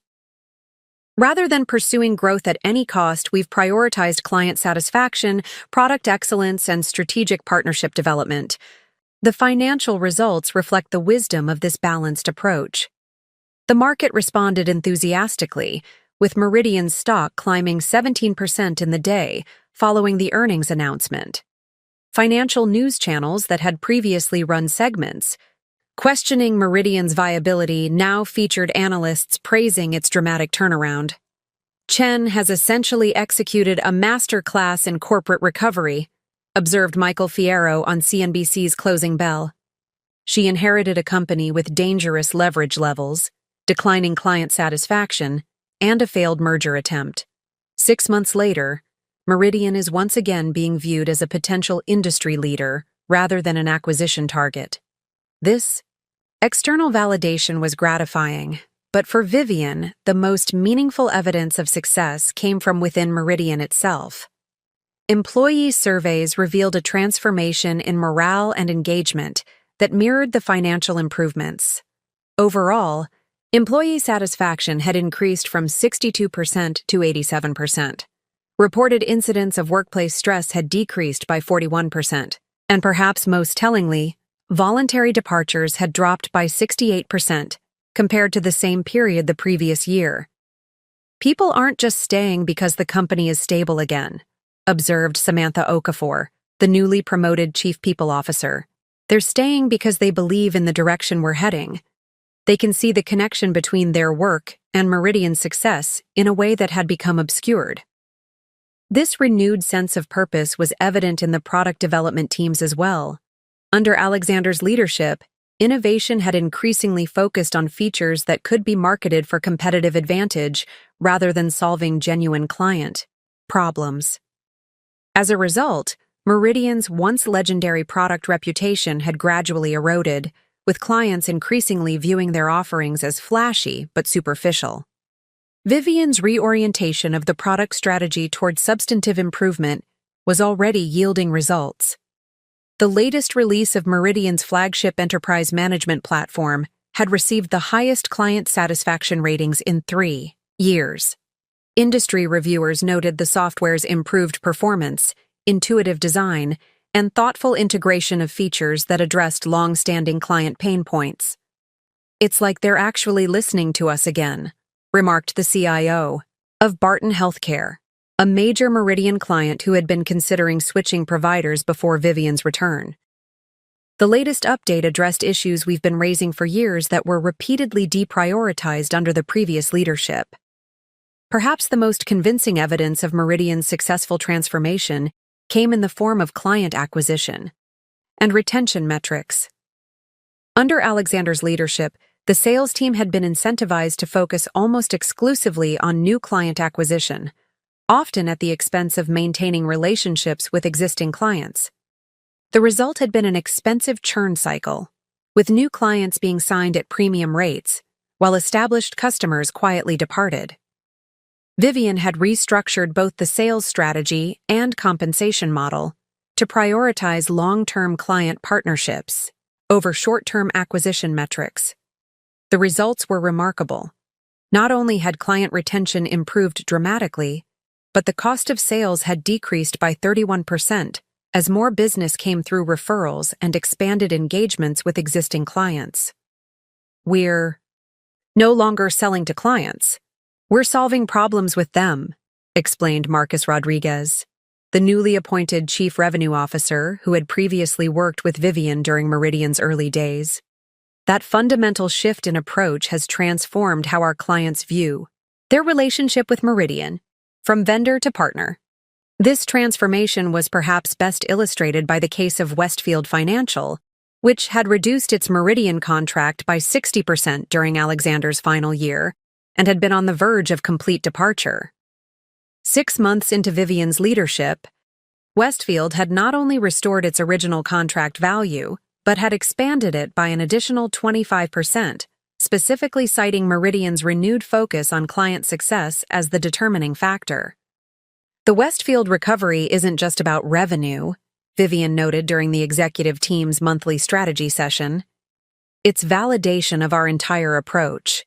When we focus on creating genuine value for clients rather than extracting maximum revenue, we actually achieve better financial outcomes. The evidence of success extended to Meridian's competitive position as well.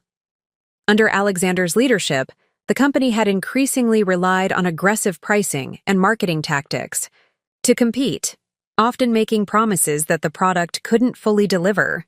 The resulting reputation damage had made it increasingly difficult to win deals against more focused competitors. Vivian's strategic reset had repositioned Meridian in the market, emphasizing areas where the company could genuinely claim competitive advantage while being transparent about limitations. This authentic approach, combined with the substantial product improvements, had resulted in a 23% increase in competitive win rate despite less aggressive pricing. We're winning deals we would have lost 6 months ago, observed Raj Patel during a product strategy meeting. And more importantly, we're winning them for the right reasons, because our solution actually addresses the client's needs better than alternatives, not because we discounted deeper or promised features we haven't built yet. The financial markets had taken notice of these substantive improvements. Meridian's credit rating, which had been downgraded to near-junk status during Alexander's acquisition spree, had been upgraded twice in the past quarter. This improvement in creditworthiness had allowed the company to refinance its remaining debt at significantly more favorable terms, creating additional financial flexibility for strategic investments. The credit rating agencies are recognizing what we've seen internally, noted James Patterson during a board update. Meridian isn't just temporarily patched, it's fundamentally stronger than it was before the crisis. That's reflected in our borrowing costs, our stock price, and our ability to attract strategic partners. Indeed, partnership opportunities that had evaporated during Alexander's tenure were now re-emerging, often initiated by the very companies that had previously distanced themselves from Meridian. 3 major technology providers had approached Vivian about integration initiatives, and 2 potential acquisition targets had indicated preference for Meridian over competing offers, specifically citing the company's leadership and cultural alignment. The industry has a long memory, Eleanor Blackwell observed during their weekly update. Companies remember both how Alexander conducted business and how Meridian operated when you were involved in leadership before. The contrast has created an opportunity to rebuild relationships that many thought were permanently damaged. For Vivian, perhaps the most meaningful evidence of success came during an all-hands meeting marking her 6-month anniversary as CEO. As she concluded her presentation on the company's progress and future direction, something unexpected happened. The assembled employees rose in spontaneous applause, their faces reflecting not just professional appreciation, but genuine emotional connection to the company's revival. Later, as she reviewed the anonymous feedback submitted following the meeting, one comment particularly stood out. 2 years ago, I was updating my resume and planning my exit. Today, I'm proud to tell people I work at Meridian again. Thank you for bringing back the company we believed in. This sentiment was echoed in dozens of similar comments, each reflecting a personal experience of Meridian's transformation under Vivian's leadership. The metrics and market validation were important, certainly, but these human testimonials represented perhaps the most compelling evidence of success: the restoration of pride and purpose within an organization that had lost its way.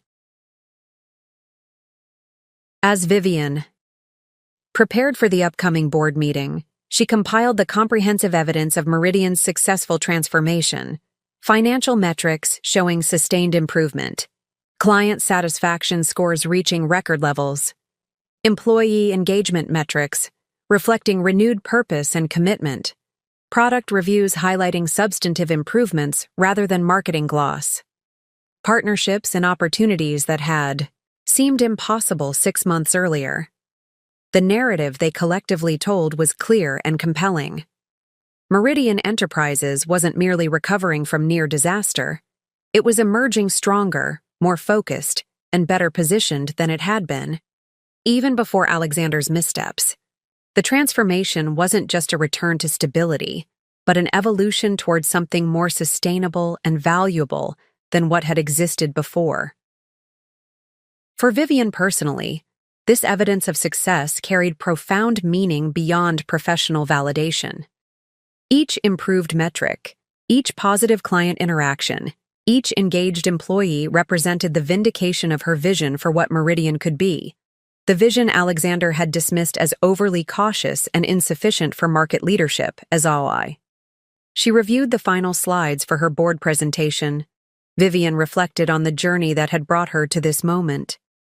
The devastation of Alexander's betrayal, both personal and professional, had forced her to rebuild herself from the ground up. That painful process had ultimately equipped her with exactly the skills, perspective, and resilience needed to rescue and transform the company they had once built together. The evidence of success surrounding her wasn't just proof that she had been right and Alexander wrong, though that validation was certainly present. More importantly, it was confirmation that the values she had always advocated, sustainable growth, authentic client relationships, collaborative innovation, financial discipline, were indeed the foundation for genuine business success.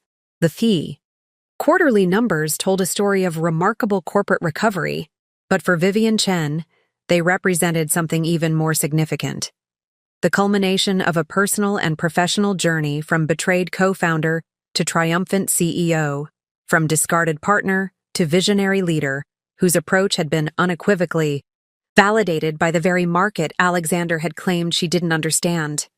This, perhaps, was the most meaningful evidence of success.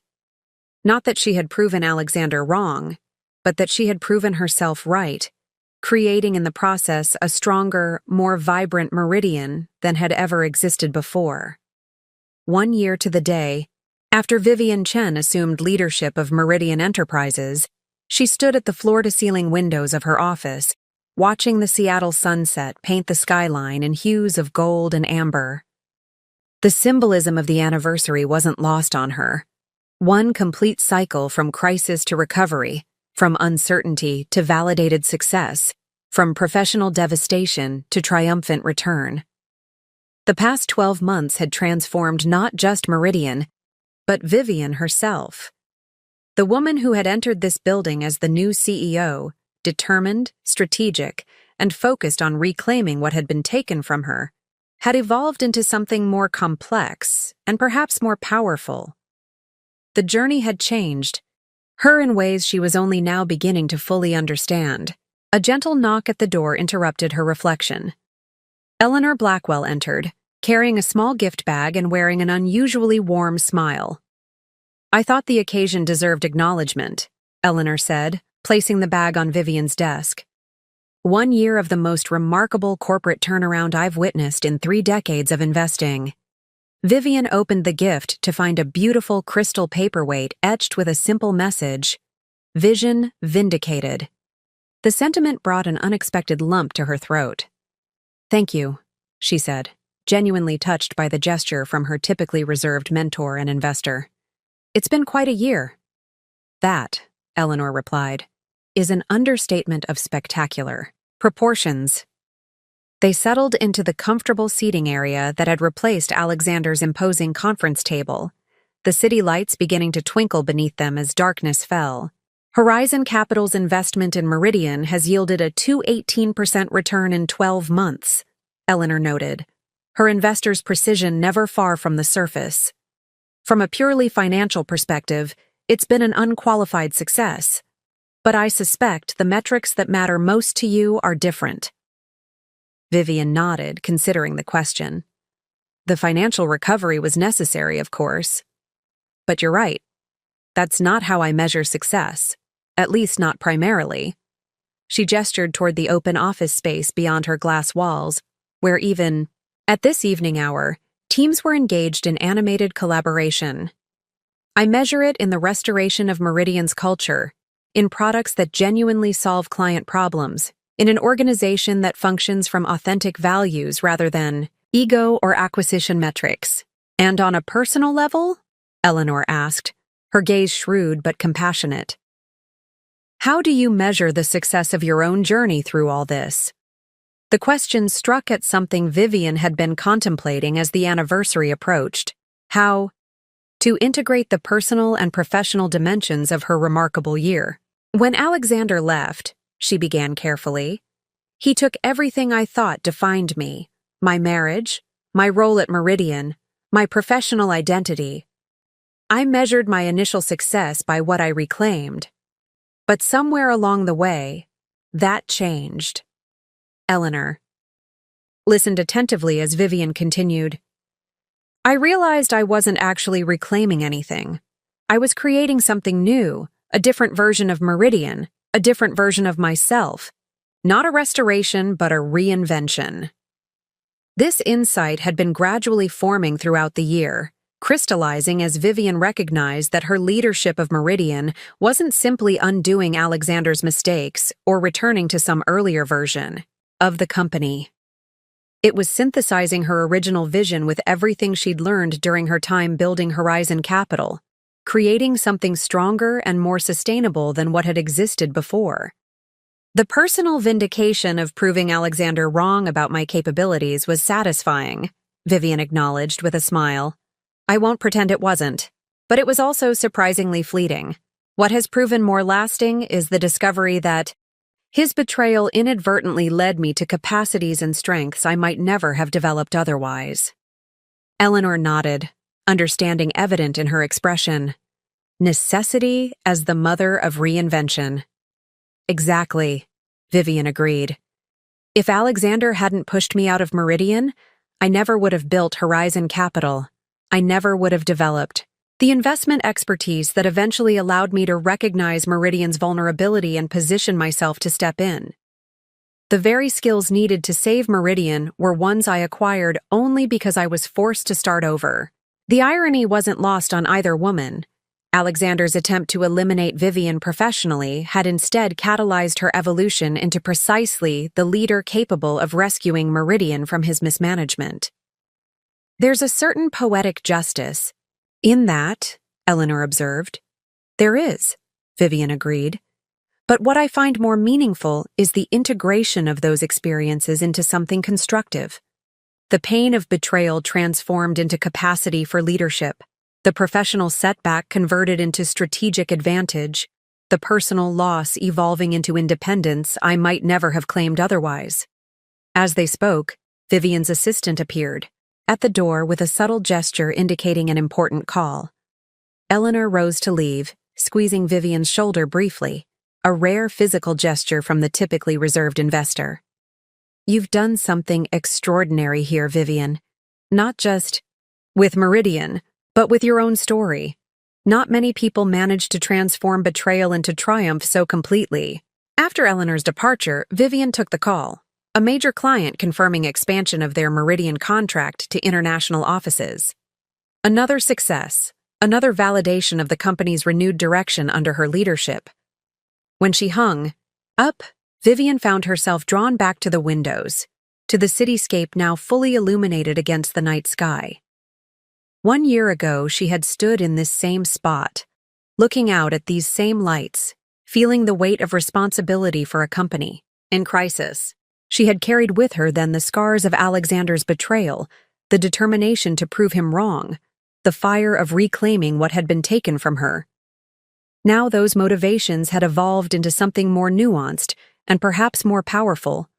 The desire to prove Alexander wrong had been satisfied and then transcended, replaced by a vision that had nothing to do with him and everything to do with what Meridian could become under leadership that valued sustainable growth over ego-driven expansion.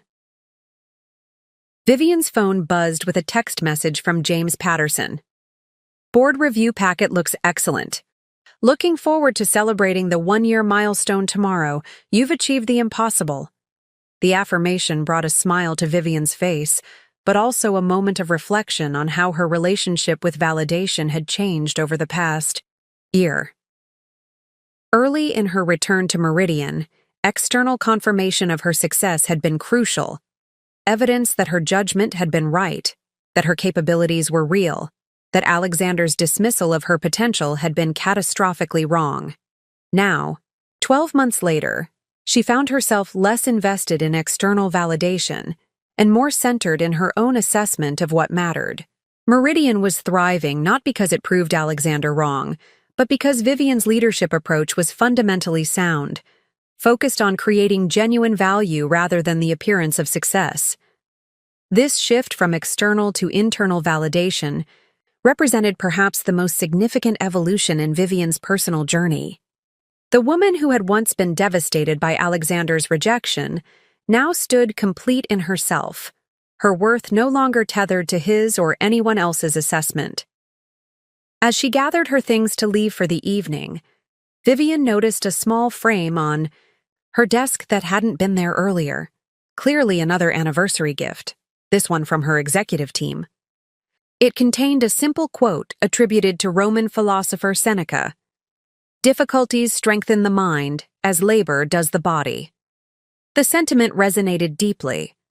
The difficulties she had faced, Alexander's betrayal, professional exile, the painful rebuilding of her identity, had indeed strengthened not just her mind, but her entire approach to leadership and life.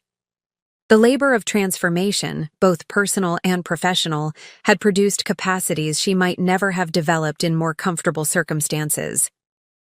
Driving home through Seattle's evening traffic, Vivian reflected on the integration of these seemingly contradictory parts of her journey. The devastation that had once felt like an ending had become the catalyst for a new beginning. The betrayal meant to diminish her had instead expanded her capabilities. The professional exile intended to render her irrelevant had created the conditions for her triumphant return. This integration of apparent opposites, pain and growth, setback and opportunity, ending and beginning, had produced not just Vivian's personal transformation, but Meridian's organizational rebirth as well. The company's culture now reflected this same synthesis, combining the innovative spirit of its founding days with the strategic discipline Vivian had developed during her time building Horizon Capital. Arriving at her downtown apartment, Vivian was greeted by a stunning floral arrangement in the foyer, a gift from her brother Michael with a card that read simply, "Mom would be bursting with pride today. So am I." The personal acknowledgement touched her deeply. Throughout the intense focus on Meridian's transformation, Vivian had maintained close connections with the small circle of family and friends who had supported her during her darkest days after Alexander's betrayal. Their presence in her life represented another form of integration, the balance between professional achievement and personal relationships that she had sometimes neglected during Meridian's early years.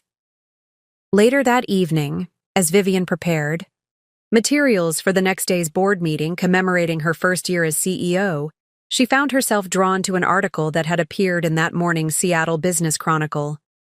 Meridian's Renaissance: How Vivian Chen Transformed Betrayal into Billion-Dollar Success. The headline made her smile. Journalists did love their dramatic narratives. But as she skimmed the article, she found it captured something essential about her journey. The writer had interviewed several Meridian employees, clients, and industry analysts, weaving together a narrative that extended beyond business metrics to the human dimension of the company's transformation. Chen's leadership represents a new model of corporate resilience, the article concluded. Not the ego-driven, acquisition-obsessed approach that nearly destroyed Meridian, but a balanced vision that values sustainable growth, authentic client relationships, and organizational health. In proving her ex-husband catastrophically wrong about her capabilities, Chen has simultaneously validated a leadership approach that the technology industry desperately needs. The assessment was gratifying, particularly the recognition that what had occurred at Meridian wasn't just a personal vindication, but a validation of an entire leadership philosophy, one that prioritized genuine value creation over the appearance of success, sustainable growth over reactive expansion, and collaborative innovation over top-down control. As midnight approached on this significant anniversary, Vivian allowed herself a final moment of reflection. The journey from devastated ex-wife to triumphant CEO had not been what she would have chosen. The pain of betrayal too acute, the professional setback too severe, the personal loss too profound. Yet standing on the other side of that transformation, she could acknowledge that these very difficulties had forged something extraordinary, both in herself and in the company she now led. The Vivian Chen who had sobbed on her bedroom floor as Alexander packed his suitcase could never have imagined the woman she would become through that crucible.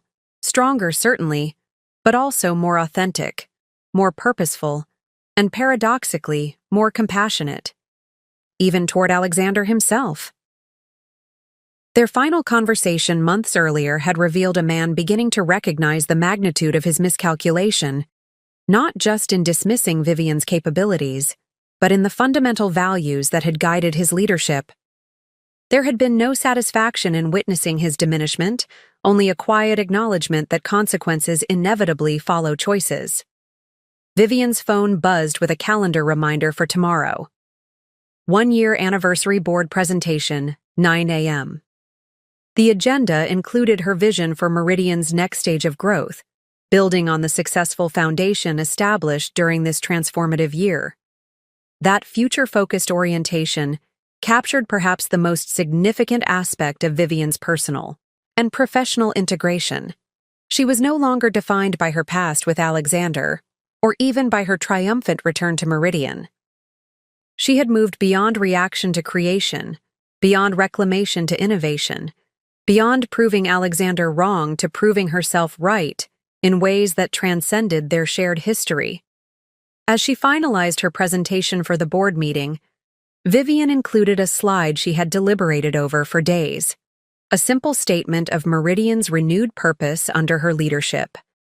Building technology that serves humanity through sustainable innovation and authentic partnership. The words reflected not just a corporate mission but Vivian's personal integration of all she had experienced. The pain of betrayal transformed into commitment to authenticity. The experience of professional dismissal converted into valuing genuine partnership. The recovery from crisis channeled into dedication to sustainability. Morning found Vivian Chen striding confidently through Meridian's headquarters, greeting employees by name, exchanging brief updates with department heads, her presence exuding the calm authority that had become her leadership signature. The boardroom awaited, its configuration transformed like so much else in the company. No longer designed for power displays but for collaborative decision-making and strategic clarity.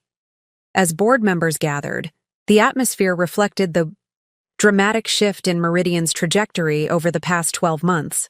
From crisis to stability, from vulnerability to strength, from uncertainty to validated success. James Patterson, who had witnessed both Vivian's departure and her triumphant return, greeted her with genuine warmth. "1 year ago, we took a chance on your vision for Meridian's recovery," he said quietly. "It might be the best decision this board has ever made." Vivian smiled, acknowledging the compliment while recognizing that taking a chance hadn't quite captured what had occurred. The board hadn't gambled on an unknown quantity. They had recognized in Vivian the leadership qualities Meridian desperately needed, the same qualities Alexander had systematically dismissed and attempted to erase from the company's culture. As she prepared to present her anniversary assessment and future vision to the board, Vivian Chen stood not as Alexander Reed's ex-wife who had improbably reclaimed her position, but as Meridian's CEO who had earned that role through demonstrated capability and validated results. The distinction was subtle but profound. A shift from identity defined by relationship to identity established through independent achievement. "Good morning," Vivian began, her voice confident and clear. 1 year ago, Meridian Enterprises stood at a critical inflection point, facing challenges that threatened its very existence. Today, we gather to celebrate not just recovery, but renaissance, a fundamental reimagining of what this company can be and the value it can create in the world. As she guided the board through Meridian's remarkable transformation, financial, metrics, client success stories, product innovations, cultural evolution, Vivian recognized that she was simultaneously presenting the narrative of her own journey. The company's integration of apparent opposites, innovative spirit with financial discipline, technical excellence with human-centered design, ambitious vision with sustainable execution, mirrored her personal integration of seemingly contradictory experiences. The betrayal that had once threatened to destroy her had become the catalyst for her greatest achievements. The professional dismissal meant to render her irrelevant had created the conditions for her most significant contributions.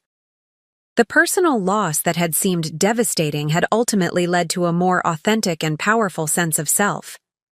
This integration of past and present, pain and purpose, ending and beginning, represented the true culmination of Vivian Chen's extraordinary journey. Not merely surviving betrayal, but transforming it into the foundation for unprecedented success. Not simply reclaiming what had been taken, but creating something far more valuable in its place. Not just proving Alexander wrong, but validating a vision that transcended their shared history and pointed toward a future limited only by imagination and the courage to pursue it. As Vivian concluded her presentation to enthusiastic board approval, she carried within her the quiet certainty that this anniversary marked not just a milestone in Meridian's recovery, but the completion of a personal transformation more profound than any corporate turnaround. The woman who had once defined herself in relation to Alexander Reed, as wife, as co-founder, as betrayed partner, now stood complete in herself, her identity forged through challenge, her purpose clarified through adversity, her vision validated through results. The journey that had begun with a devastating betrayal had culminated in triumph beyond mere revenge, the creation of a stronger, more authentic self, and a more vibrant, purposeful Meridian than had ever existed before. In the end, Alexander's most significant contribution to Vivian's life hadn't been the company they built together, or even the betrayal that shattered her world, but the opportunity that betrayal inadvertently created for her to discover capabilities, purpose, and strength she might never have claimed otherwise. As board members offered congratulations and shared their perspectives on Meridian's extraordinary year, Vivian felt a deep sense of completion, not of her journey, which would continue to evolve in ways she couldn't yet imagine, but of the chapter that had begun with betrayal and culminated in this moment of integrated triumph. Whatever the future held for Vivian Chen and for Meridian Enterprises, it would be shaped not by reaction to the past, but by vision for the future, not by proving others wrong, but by creating something authentically right. In that realization lay perhaps the most profound evidence of Vivian's transformation. She had moved beyond the need for vindication to the freedom of creation, beyond the shadow of betrayal to the light of possibility, beyond the limitations of what had been to the expansive potential of what could be. And in that integration of her past experiences with her present purpose and future vision, Vivian Chen had achieved something far more significant than reclaiming a company from the man who had betrayed her. She had claimed a self more powerful, more authentic, and more complete than any external circumstance could diminish or define. That, in the end, was the true measure of her success. Not that she owned the company that had fired her ex-husband, but that she had become a woman whose worth was no longer tied to his or anyone else's assessment. In transforming betrayal into triumph, Vivian had discovered that the most important company to reclaim had been herself. Up next, you've got 2 more standout stories right on your screen. If this one hit the mark, you won't want to pass these up. Just click and check them out. And don't forget to subscribe and turn on the notification bell so you don't miss any upload from us.